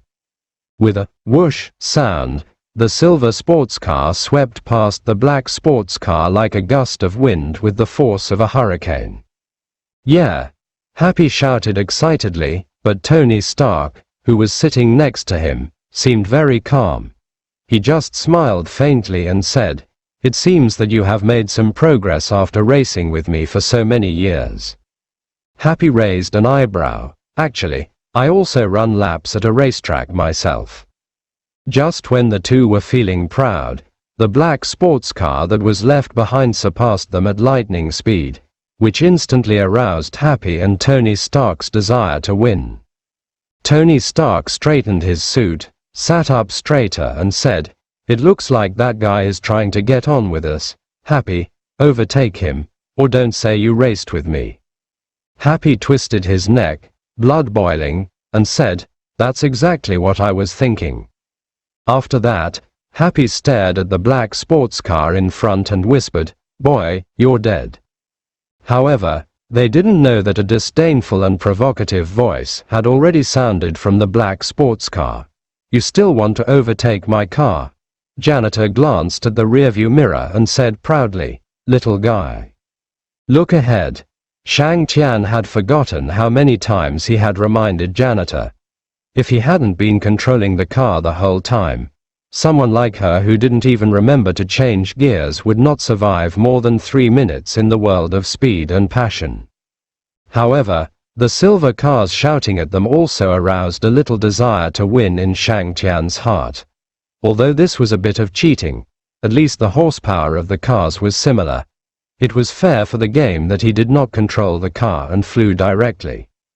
"I'm going to speed up." Janitor's voice rang in her ears, and now she was completely immersed in this racing game of chasing each other. Under the night sky, 2 sports cars were racing each other from downtown New York all the way to the suburbs. No one remembered where their original destination was, they were just enjoying the process of the race. There were fewer and fewer street lights on both sides, and the road began to become narrower and darker, but the 2 cars still had no intention of slowing down, and they didn't care about the police car chasing them from behind. "Jaden, can you please hurry up? You're the driving god of our team. Is this all the strength you have left?" A man in police uniform sitting in the passenger seat spoke urgently to Jeton, who was driving. "Logan, I swear, I've driven the car as fast as I can." Jeton yelled angrily, and asked back with an unhappy look on his face, "But do you think our junky car can compare with a sports car?" Logan looked at the empty front and said sarcastically, "Yes, so you chased him away at the fastest speed." Jeton said impatiently, "Then why don't you look at the cars behind us? None of them can keep up with us." Logan said helplessly, "Well, we're about to enter the road of death. The terrain there is steep, with many sharp turns, and there are often criminals doing business there in the middle of the night. You have to be careful. Happy, the road is very narrow, and the silver sports car behind is stuck." Tony Stark was directing from the side and was already in an excited state. "Okay, I thought so too." Happy turned the steering wheel to block the silver sports car behind him, otherwise he would overtake him. This behavior made Janitor very angry. "This is so rogue," Janitor said angrily. "That's normal. That's what racing is all about." Shang Tian explained to Janitor while controlling the direction. "Is this normal? Well, then how can I surpass him?" Janitor looked a little depressed. She didn't want to lose, but the situation seemed to have no hope of winning. "No, wait for the bend ahead. Wait for the bend," Janitor exclaimed. Even a car novice like her knows how difficult it is to drive through a curve, and if you are not careful, you will flip over. What's more, if you have to overtake on a curve, not to mention flipping over yourself, what if you hit someone else's car? What's more, if the car overturned, she would be fine. After all, she was different from ordinary people. She had an almost immortal body. But Shang Tian was different. He was a human being. He didn't dare to fight back when he was surrounded and pointed at with guns on the road. What if something happened to him? That's too dangerous. Janitor's whole body was resisting. What are you afraid of? Your driving skills are so great. You can do nothing in a place with so many vehicles. How could something go wrong on a bend? Shang Tian gave Janitor a shot of adrenaline. Janitor moved her lips and wanted to say something, but Shang Tian said again, "There is a curve ahead. If you slow down and brake now, the car will slide forward for a while according to its inertia and then crash out of the curve. The result waiting for us is a rollover. Instead of doing this, you might as well try my suggestion." Shangshan's words made Janitor understand her current situation, which meant that she only had one way to choose, which was to pass the bend in front of her. If something really happened, there should be a good chance that she could save Shang Tian in a short period of time. Thinking of this, Janitor gritted his teeth and accelerated to catch up with the silver sports car in front. At this time, Happy, who was sitting in the silver sports car, was about to turn the corner. According to his level, drifting through the sharp corner was completely stress-free. However, because the road was dark and not very wide, only 2 cars could pass at most. In addition, they were not very familiar with this road, and Tony Stark, whose worth could not be measured in money, was sitting next to them. For the sake of safety, Happy slowed down when turning the corner. He wanted to drift through the aisle in the safest way. The silver sports car was left some distance behind them. According to the current situation, the only way to overtake them was to turn without slowing down. On such an unfamiliar road, even professional racing drivers would not dare to do so. No one would risk their life in a race that started inexplicably. "Look at my perfect drift," Happy said proudly, looking at the curve ahead with only a little distance left, and began preparations for drifting. I saw him lightly tap the brakes, shift into low gear to let the engine idle, causing the rear wheels to lose grip, and at the same time turn the steering wheel in the opposite direction of the curve. Soon, the sports car entered a curve. Happy quickly turned the steering wheel again in the direction of the curve, stepped on the brake, used the accelerator to adjust the balance, and the rear of the car was thrown out by inertia. Squeak, the tires rubbed against the ground, making a harsh sound, and a black sports car appeared in front of Happy. The black sports car didn't slow down. Happy saw this with his years of racing experience. The black sports car did not slow down at all when passing the sharp turn, and it seemed to be even accelerating. "This guy is fucking crazy." Happy couldn't help but yell, but at the same time, he completed the next action.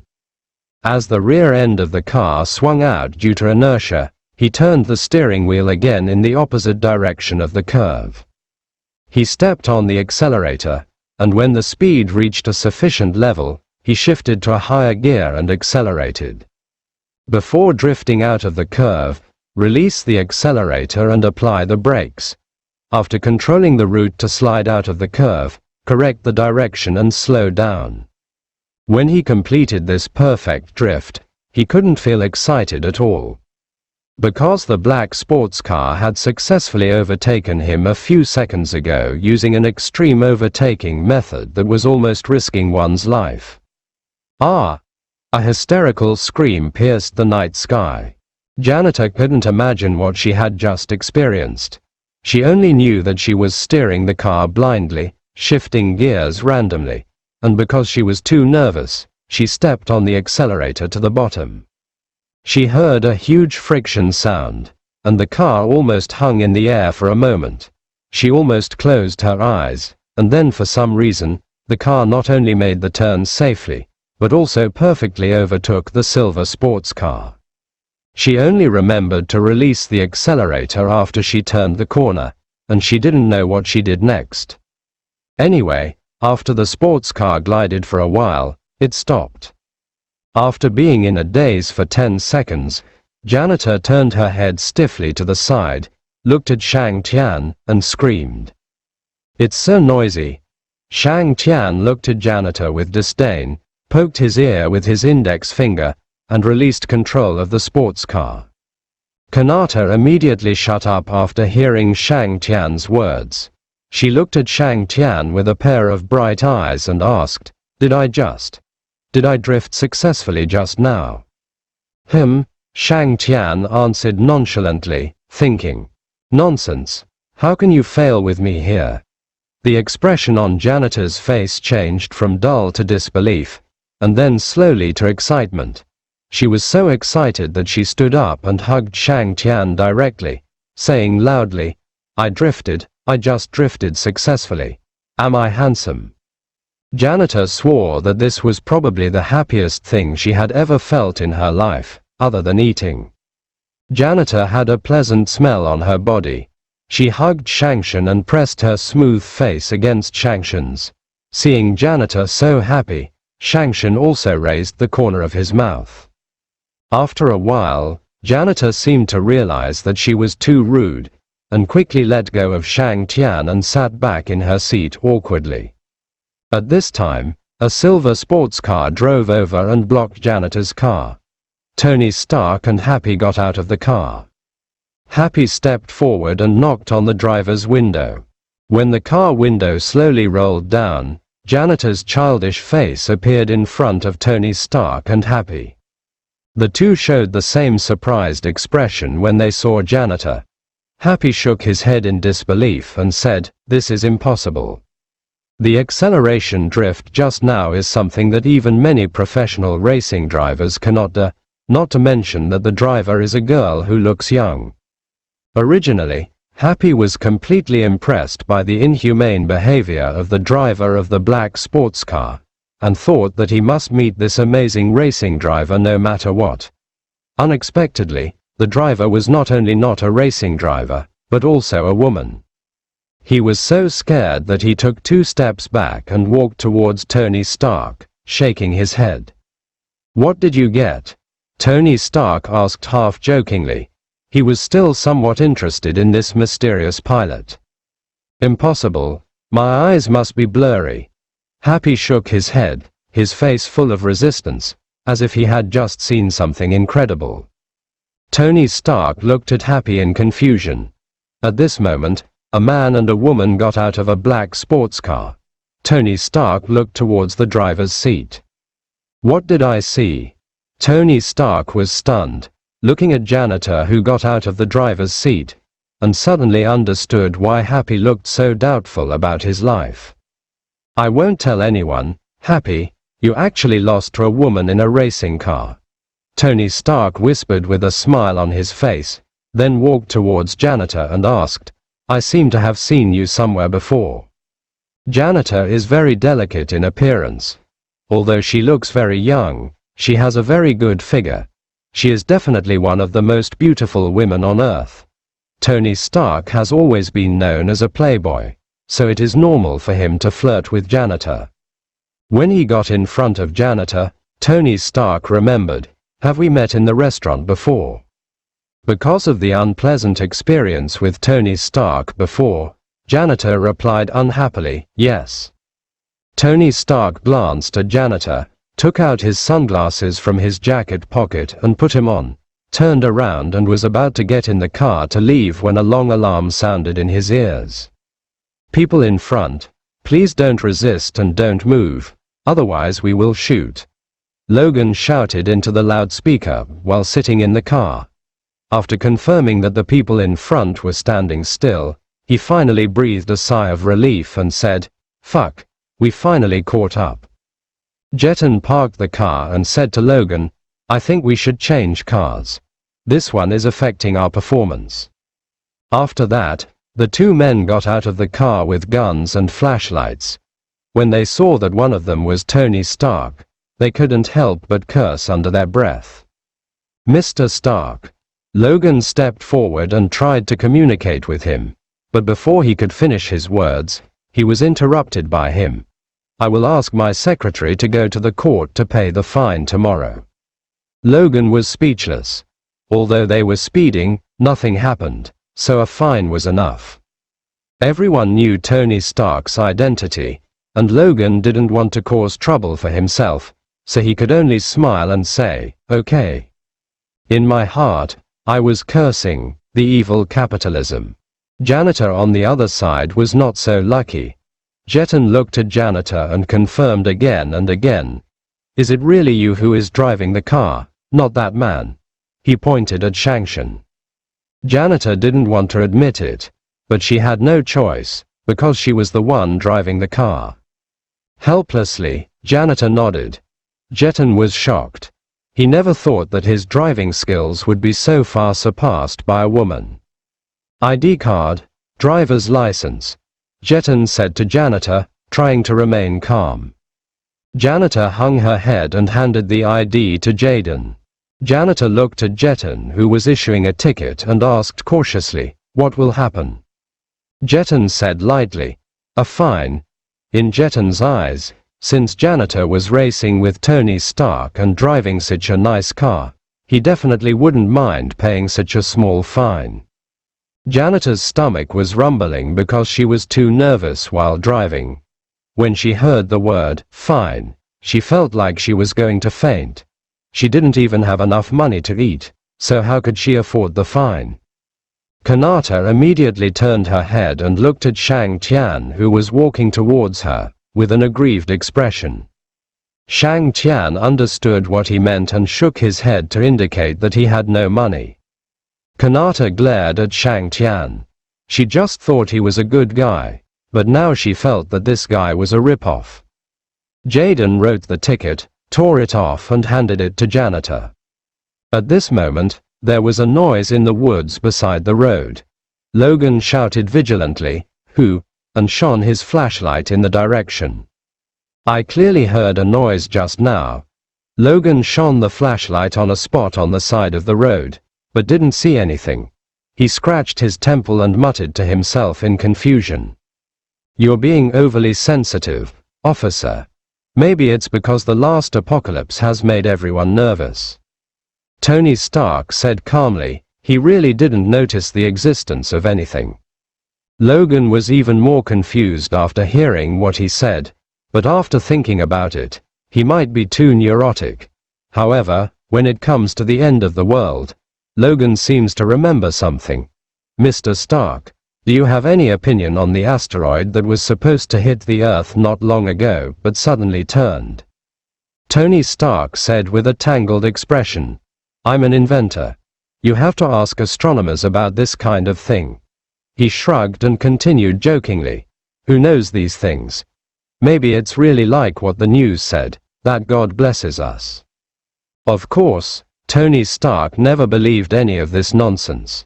Shang Tian raised his eyebrows and nodded in agreement.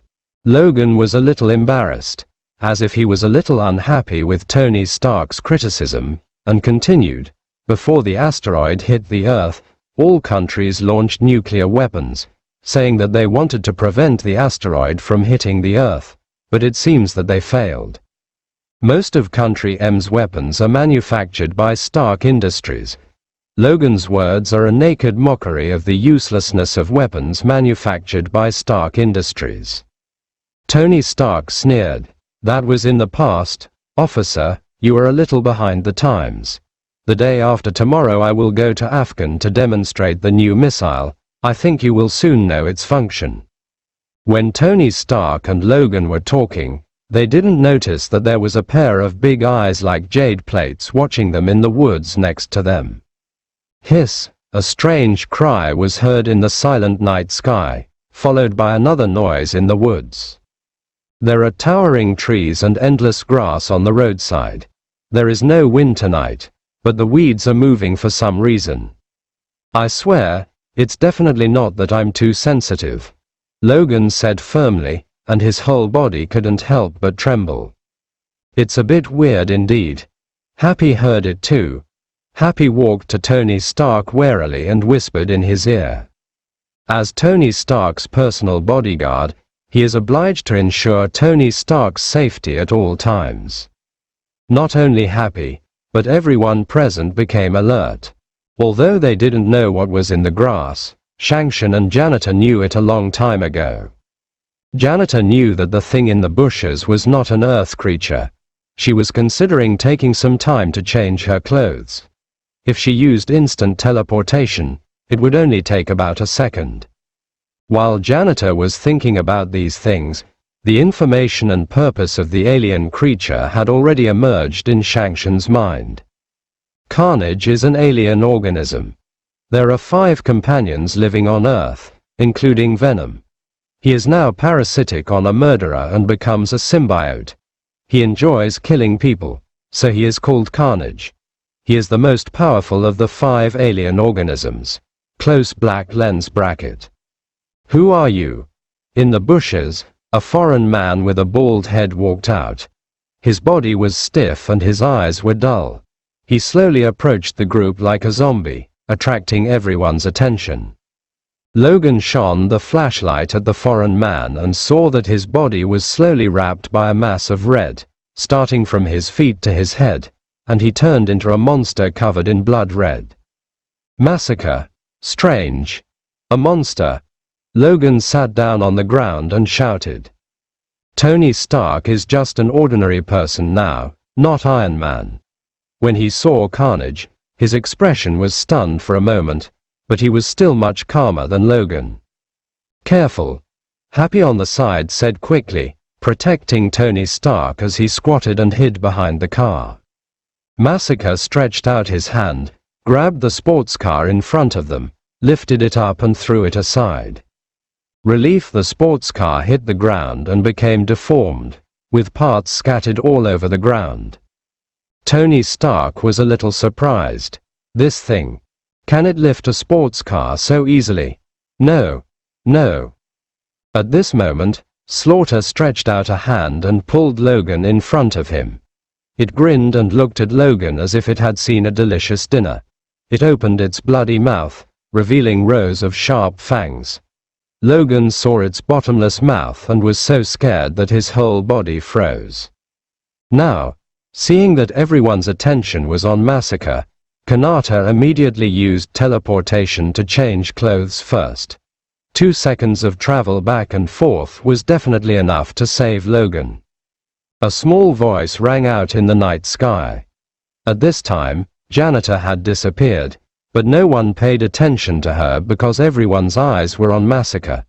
At the same time that Janitor disappeared, Shang-Tian, who was standing next to her, also disappeared. Shang-Tian moved in front of Tutu, so fast that even Tutu himself didn't have time to react. I haven't exercised for a long time. Shang-Tian muttered softly, and used a flaming punch to directly penetrate Tushao's body, and then quickly flashed back to his original place. The whole process took less than a second. No one present, including Tony Stark, could see clearly what happened. They only saw a flash of fire that started the monster that was about to eat Logan to burn. At this moment, Janitor, who had changed her clothes, moved to the front of Massacre at the fastest speed. Yet what she saw was indeed the carnage that had been overburned. Is this a superpower?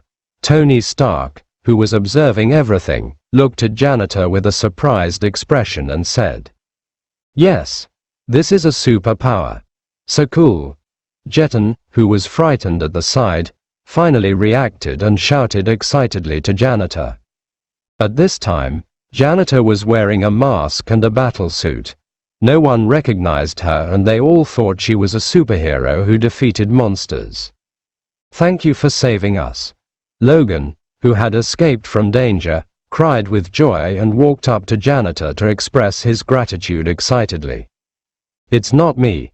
At this moment, Janitor was as surprised as anyone else present. She really wanted to save someone just now, but It wasn't her who did it just now. Besides, among the abilities she possesses, there is no skill called fire control. What is going on? Janitor felt very strange, and for some reason she subconsciously glanced at Shangshan. At this time, Shang Tianzheng waved to her with a smile on his face. It doesn't look like him. There are almost no beings on Earth who can use superpowers in front of her without her noticing. But who solved the problem of this burning alien creature? Could it be that someone from the universe has come to Earth? Thinking of this, Janitor quickly used teleportation to leave. She wanted to go look for him and see if she could catch up with him. Seeing the mysterious Superman disappear almost instantly into the night sky, the four were surprised again. How did she manage to disappear in an instant? This is a bit unscientific, Tony Stark said in shock. What a heroine who does good things without leaving a name. She clearly saved us, but she refused to admit it, Happy exclaimed. We have to report this to our superiors as soon as possible. A monster has appeared on Earth. After watching Kanata disappear, Jetton finally reacted and called Logan, and they drove away from the scene quickly. After they left, Tony Stark said to Happy, "Let's go. I don't want to stay in this damn place for even a second." However, Happy seemed not to hear anything and kept his eyes on Shang Tian. Seeing Happy like this, Tony Stark also glanced at Shang Tian, and soon he noticed something. Tony Stark walked up to Shang Tian and asked, "Where is that girl just now?" Shang Tian said nonchalantly, "Maybe he went home." Tony Stark and Happy looked at each other. The heroine left, and the girl standing next to Shang Tian also disappeared. With Tony Stark's intelligence, it was impossible for him not to guess that there was something fishy. He probably understood something. It's too dangerous here. It's not safe for you to be alone. How about we take you back and I'll have someone come and drive your car away for you tomorrow? Tony Stark looked at Shang Tian and said. Shang Tian was well aware that he had developed an interest in Janitor's superpowers. Good. Shang Tian smiled. He borrowed the sports car from the 4S shop in the afternoon. To put it bluntly, he stole it. The 4S shop would probably find out tomorrow. It was a good thing, because the car would not be in his hands tomorrow anyway. Tony Stark could handle such a small matter, and he didn't have to solve it himself. Shang Tian followed Tony Stark into his car.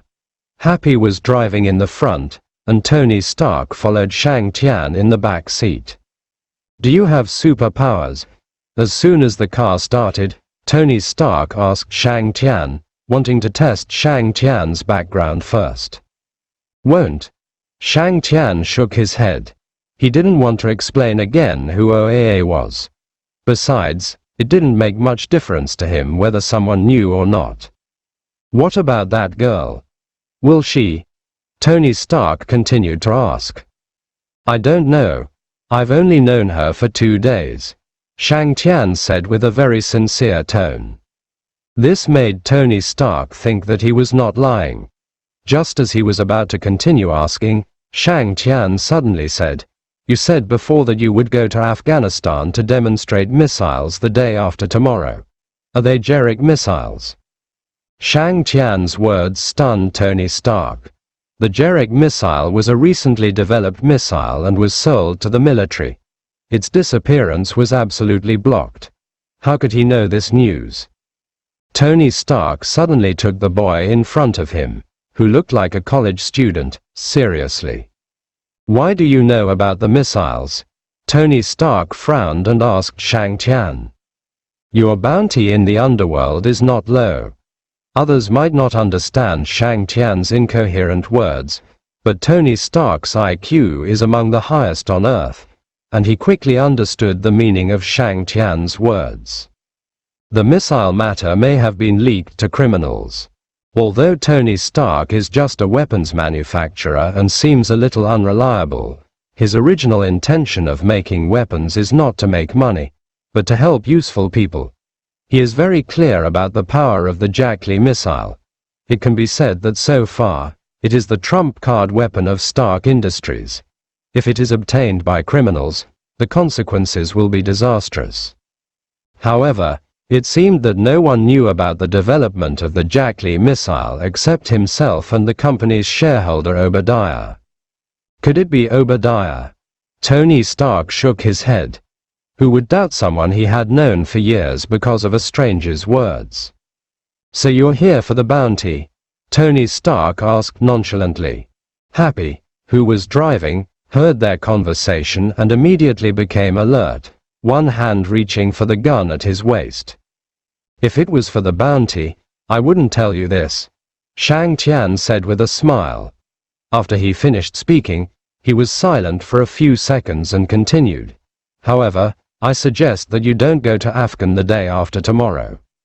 Then I have to thank you for your advice. Tony Tank answered nonchalantly and said nothing more. He was very confused as to why Shang Tian knew about the Jackley missile. The car drove for a while and arrived near the apartment. Shang Tian asked Happy to stop. Before leaving, Tony Stark stopped Shang Tian and said, I'll have someone drive your car here tomorrow and you can come get it yourself. There was no intention in his words to discuss this with Shang Tian. Shang Tian nodded. He knew very well that it was impossible to drive here. Oh, by the way, I have something for you. As Shang Tian spoke, he took out a red brocade bag in Chinese style from his pocket, on which there was a landscape painting embroidered with gold thread. Is this something unique to your hometown? Tony Stark took the sachet and turned it over to examine it. He was attracted by its unique style and couldn't take his eyes off it. You'd better open this thing when you are in the most dangerous time. Maybe it will help you. After saying this, Shang Shen got out of the car and walked towards the apartment. He suddenly wanted to see Tony Stark's expression when he opened the secret bag. Maybe there would be some unexpected surprises.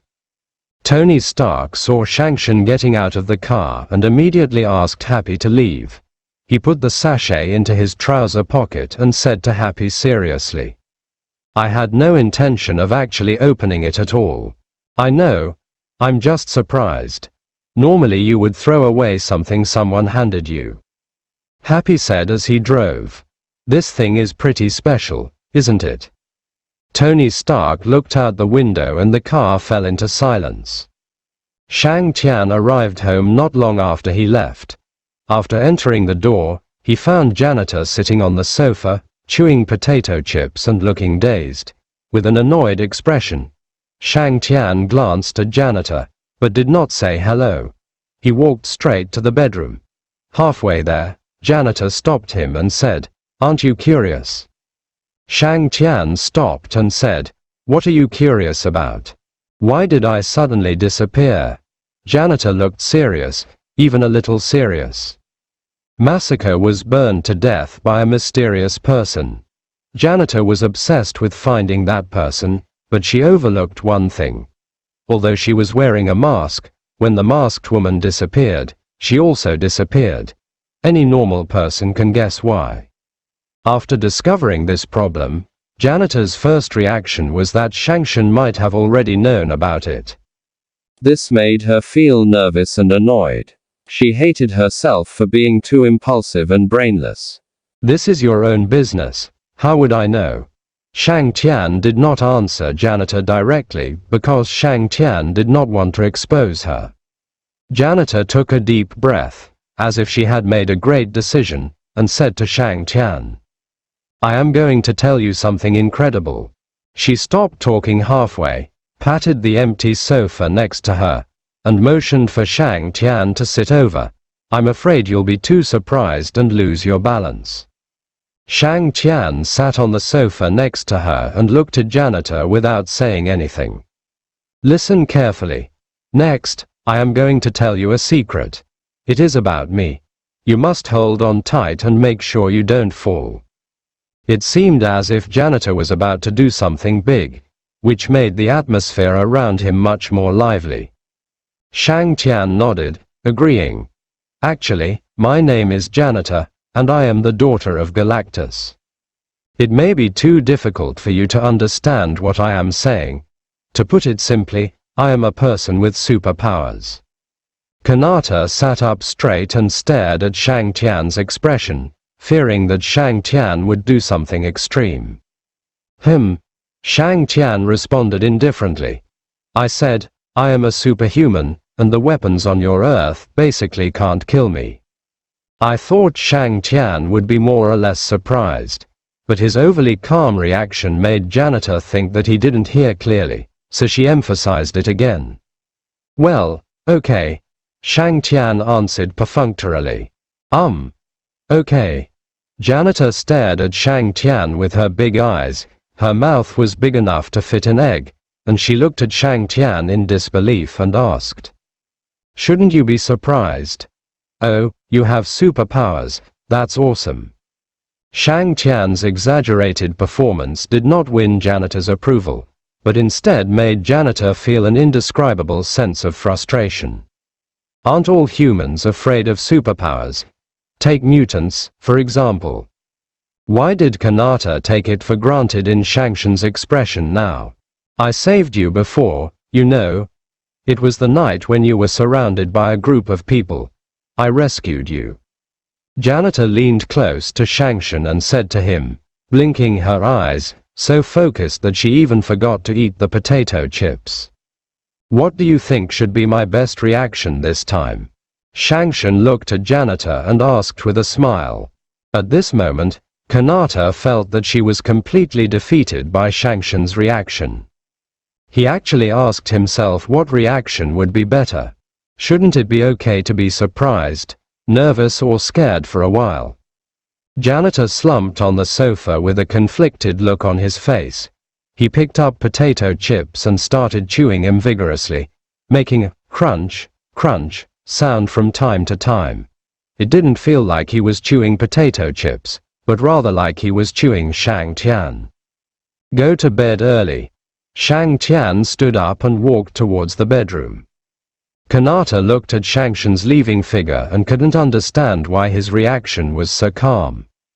I mustered up so much courage to tell him, but why do I feel that my expression is even more intense than his? Could it be that he is also a superpower? Such a thought flashed through Janitor's mind, but she quickly dismissed it.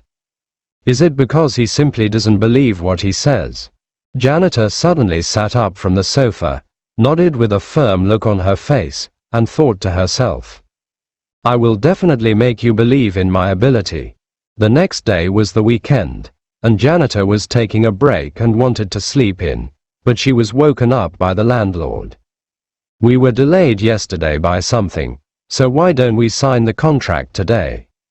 The landlord sat on the sofa and put the contract in his hand on the coffee table. He took out a pen from his shirt pocket and placed it on the coffee table. He looked at Shangshan and Janitor and motioned them to sign the shared rental contract. Shang Tian signed the contract quickly, but Kanata, who was standing next to him, was holding the contract on the table with her hands trembling slightly. My snacks, Janitor made a whining sound like a kitten. Actually, our apartment is holding an event recently, but unfortunately, you guys don't seem to meet the requirements. The landlord said with a smile, his eyes narrowed into slits. Hearing about the event, Janitor immediately perked up. What event? The landlord touched his head and said cheerfully, my wife insisted on doing this. She said that it was to celebrate the 10th anniversary of my marriage to her. So for couples who move in within this week, the rent will be reduced by half, and the water and electricity will be free. Shang Tian coughed violently, looked at the landlord and asked, are you planning to change the name to Love Apartment? When the landlord heard this, he clapped his hands and said, my wife will probably like this name very much. I will discuss it with her later. At this moment, Janitor suddenly took Shangshan's arm, leaned her head on his shoulder, and said to the landlord shyly, blinking her eyes, landlord, we both want to participate in this event too.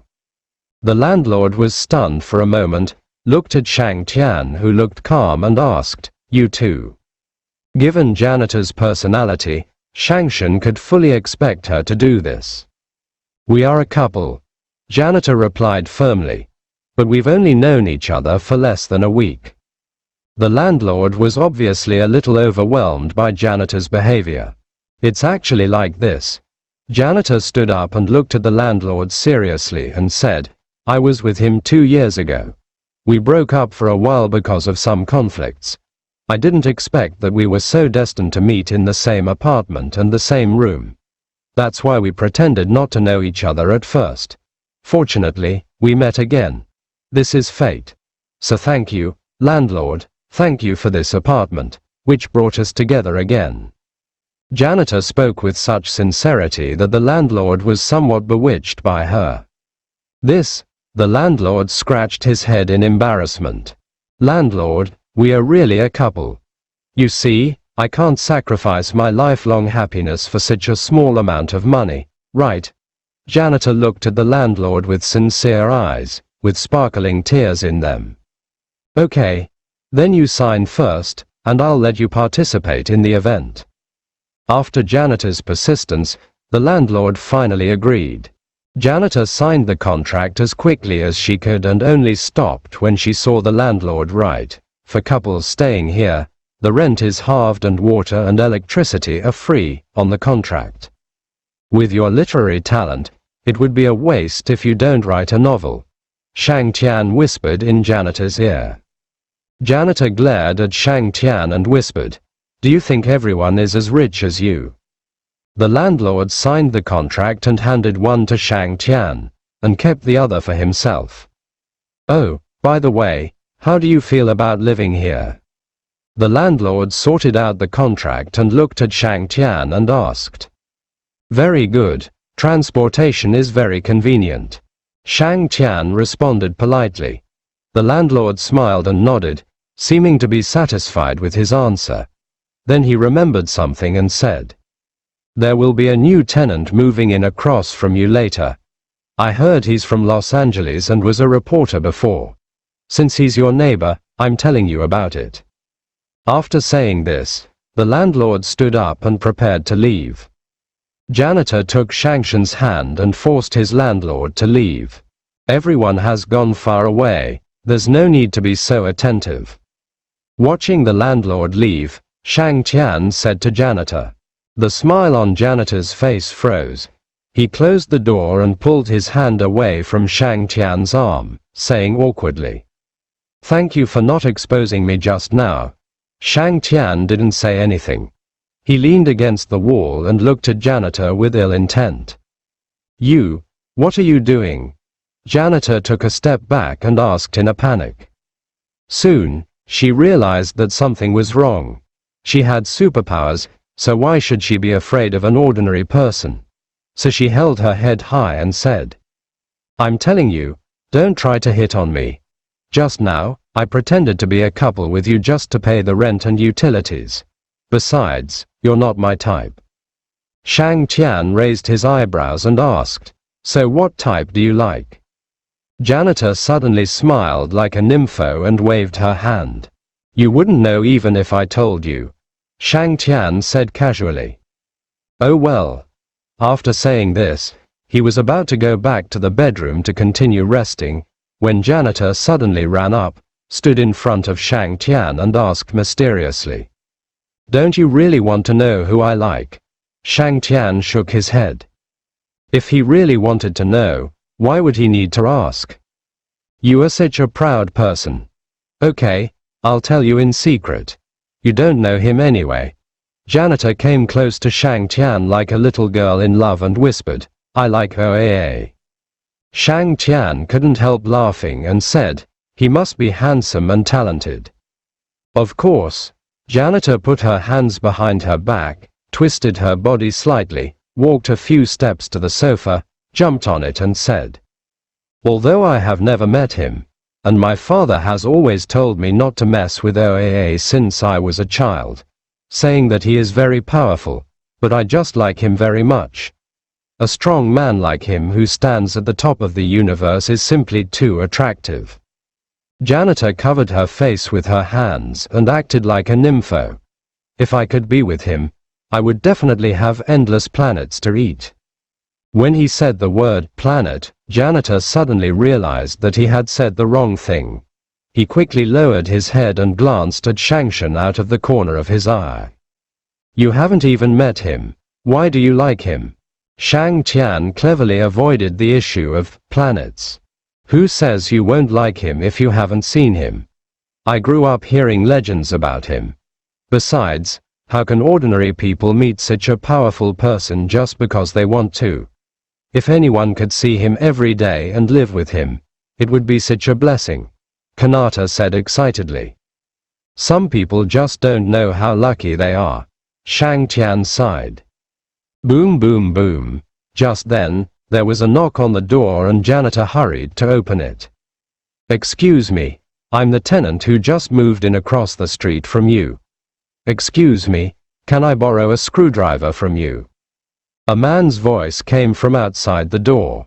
Janitor looked back at Shang Tian with a puzzled look and asked, Do you have a screwdriver at home? Shang Tian walked out the door and said to the man, No. When the man saw Shang Tian, his expression gradually turned into surprise. He pointed at Shang Tian and said with trembling fingers, You are the man from that day. I'm Eddie Brock, do you remember me? We've met before, and I've interviewed you. You interviewed him? When Janitor heard someone say that Shang Tian had been interviewed, she was shocked. She looked at Shang Tian carefully. Wearing a short t-shirt, shorts, sneakers and a student face, he looks no different from those cynical rich second generations. If he said he was interviewing Tony Stark, Janitor would believe it. After all, he was good at weapons manufacturing. But interviewing Shang Tian? Janitor asked, What did you interview him about? That day, Eddie Brock was a little excited and wanted to explain the cause of the incident to Janitor. But when he thought about how Shang Tianfei said he was an OAA and kept saying some ridiculous things, he felt fooled again. He stopped talking halfway and regained his composure and said to Janitor, I am a reporter. Although I was fired, I still have professional ethics. I will not casually tell others about things that the interviewee does not want to say. Janitor sneered and said with disdain, I don't want to hear it yet. After saying that, Janitor turned and walked towards her bedroom. God, you're not that accurate. I didn't get superpowers, but I was fired and I lost my girlfriend because of it. Seeing Janitor leave, Eddie Brock sneered at Shang Tian, as if venting his emotions. It's a pity, but if there's nothing else, I'd like to take a rest. Shang Tian didn't take his rudeness to heart. Okay, sorry to bother you. Oh, by the way, your girlfriend is so pretty. I once had a girlfriend as pretty as her. Of course, that was in the past. Eddie Brock's expression was full of loss, and the temperament he exuded was not as energetic as when Shang Tian first met him. Instead, he exuded a sense of sadness and decadence. Then I wish you a happy breakup. After he finished speaking, Shang Tian closed the door and walked into the bedroom to rest his eyes. When he opened his eyes again, a whole day had passed. Shang Tian got up, stretched his muscles, and opened the door. Not surprisingly, Kanata was still sitting on the sofa, eating and watching TV as usual. In Shang Tian's impression, Kanata was eating all the time. As a girl, why do you watch the news all day long? Shang Tian glanced at the news on TV and asked Janitor. I'm a superhero. I came to Earth to protect the peace of the Earth. I checked the news to see where there was danger so I could go and help. Ever since Janitor confessed to Shang Tian last time, she no longer had any scruples in front of Shang Tian. She said whatever she wanted without worrying that Shang Tian would kick her out. You are such a good sleeper. You have slept for a whole day and just woke up now. Janitor raised her eyebrows and sighed. I really admire you for being able to sleep without eating. If it were me, I would wake up from hunger if I didn't eat for an hour. You are a pig. You can't compare with humans. Shang Tian teased and sat on the sofa. You are the pig. Janitor yelled and leaned forward, trying to hit Shangshan. Shang Tian grabbed Janitor's hand. She lost her balance and fell directly into Shang Tian's arms. Her face was pressed against Shang Tian's chest and was deformed. One of her hands was lifted high by Shang Tian. It hurts, it hurts. Kanata cried out in pain a few times, and Shangshan finally let go of her hand. What a jerk you are. You don't know how to be gentle and considerate to women at all. Kanata moved her arms and said with some resentment. How long are you going to lie on my chest? Shang Tian's teasing voice sounded above Janitor's head. Only then did Janitor realize that she was leaning on Shang Tian's arms. She quickly sat up, jumped off the sofa with a flushed face, and ran into the bedroom.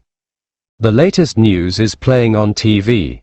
The latest report is that Tony Stark, the chairman of Stark Industries, was kidnapped by terrorists in Afghan this morning and his whereabouts are still unknown. Shang Tian picked up the remote control on the table and pressed the channel change button. Tony Stark, the most famous, baddest murderer of all time.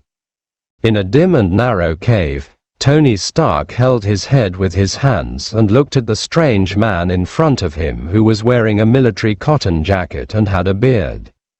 Standing behind him were 7 or 8 men dressed the same as him, pointing guns at him. If it weren't for Ethan beside him translating for him, he would have no idea what they were saying. He asked you to help him build missiles, Ethan said, and stretched out his hand, took a piece of paper from the bearded man and put it in front of Tony Stark. It was a picture of a missile Tony Stark was very familiar with. It was the Jaxley missile. Tony Stark was silent for a while, looked at the bearded man, and said firmly, I won't do it. Soon, he paid the price for what he said. 3 or 4 men dragged him into a water tank filled with water. 2 of them grabbed his left and right hands, and 1 grabbed his hair and pushed him into the tank. The cold water stimulated every nerve in his body, and just when he was about to suffocate, the man grabbed his hair and pulled him out of the water. Tony Stark, who was frantically breathing in fresh air, had not yet been able to extricate himself from the feeling of suffocation when his head was pressed down again. Inside the cave, Tony Stark sat sluggishly in a ball of fire. The part of his heart was a life-saving device that Ethan had made for him using magnets to prevent shrapnel from penetrating into his heart. A day ago, he was still the playboy Tony Stark, the envy of everyone. He couldn't believe that within a day, he had fallen to the point where he had to hide in a dark and damp cave and be oppressed. The suffocating feeling of being pushed into the water still surrounded every cell in his body. In his mind were the weapons that the bearded man had just taken him to see. Those weapons had, made by Stark Industries, clearly written on them, and they were like thorns piercing his heart. His original intention in making weapons was to protect peace, but he did not expect that his weapons were sold to these terrorists who destroyed peace. This struck him as somewhat ironic. Look, what you just saw was your masterpiece. What you made fell into the hands of a murderer. Don't you want to do something? Ethan advised him earnestly in his ear. Tony Stark had known him in this cave for less than an hour. According to his previous personality, he would definitely not respond to Ethan talking to him like this. But no matter what, this man saved his life. Whatever I do, they're going to kill me anyway, and you too. Even if they do let me go, I won't survive long. Tony Stark said in a deep voice. He had never been so desperate. So these few days are very important to you, aren't they? Ethan said, taking out a red object from his pocket and handing it to Tony Stark, saying, This is what I saw on you when you were captured. It's very special. I thought it might be very important to you, so I hid it and didn't let them take it away.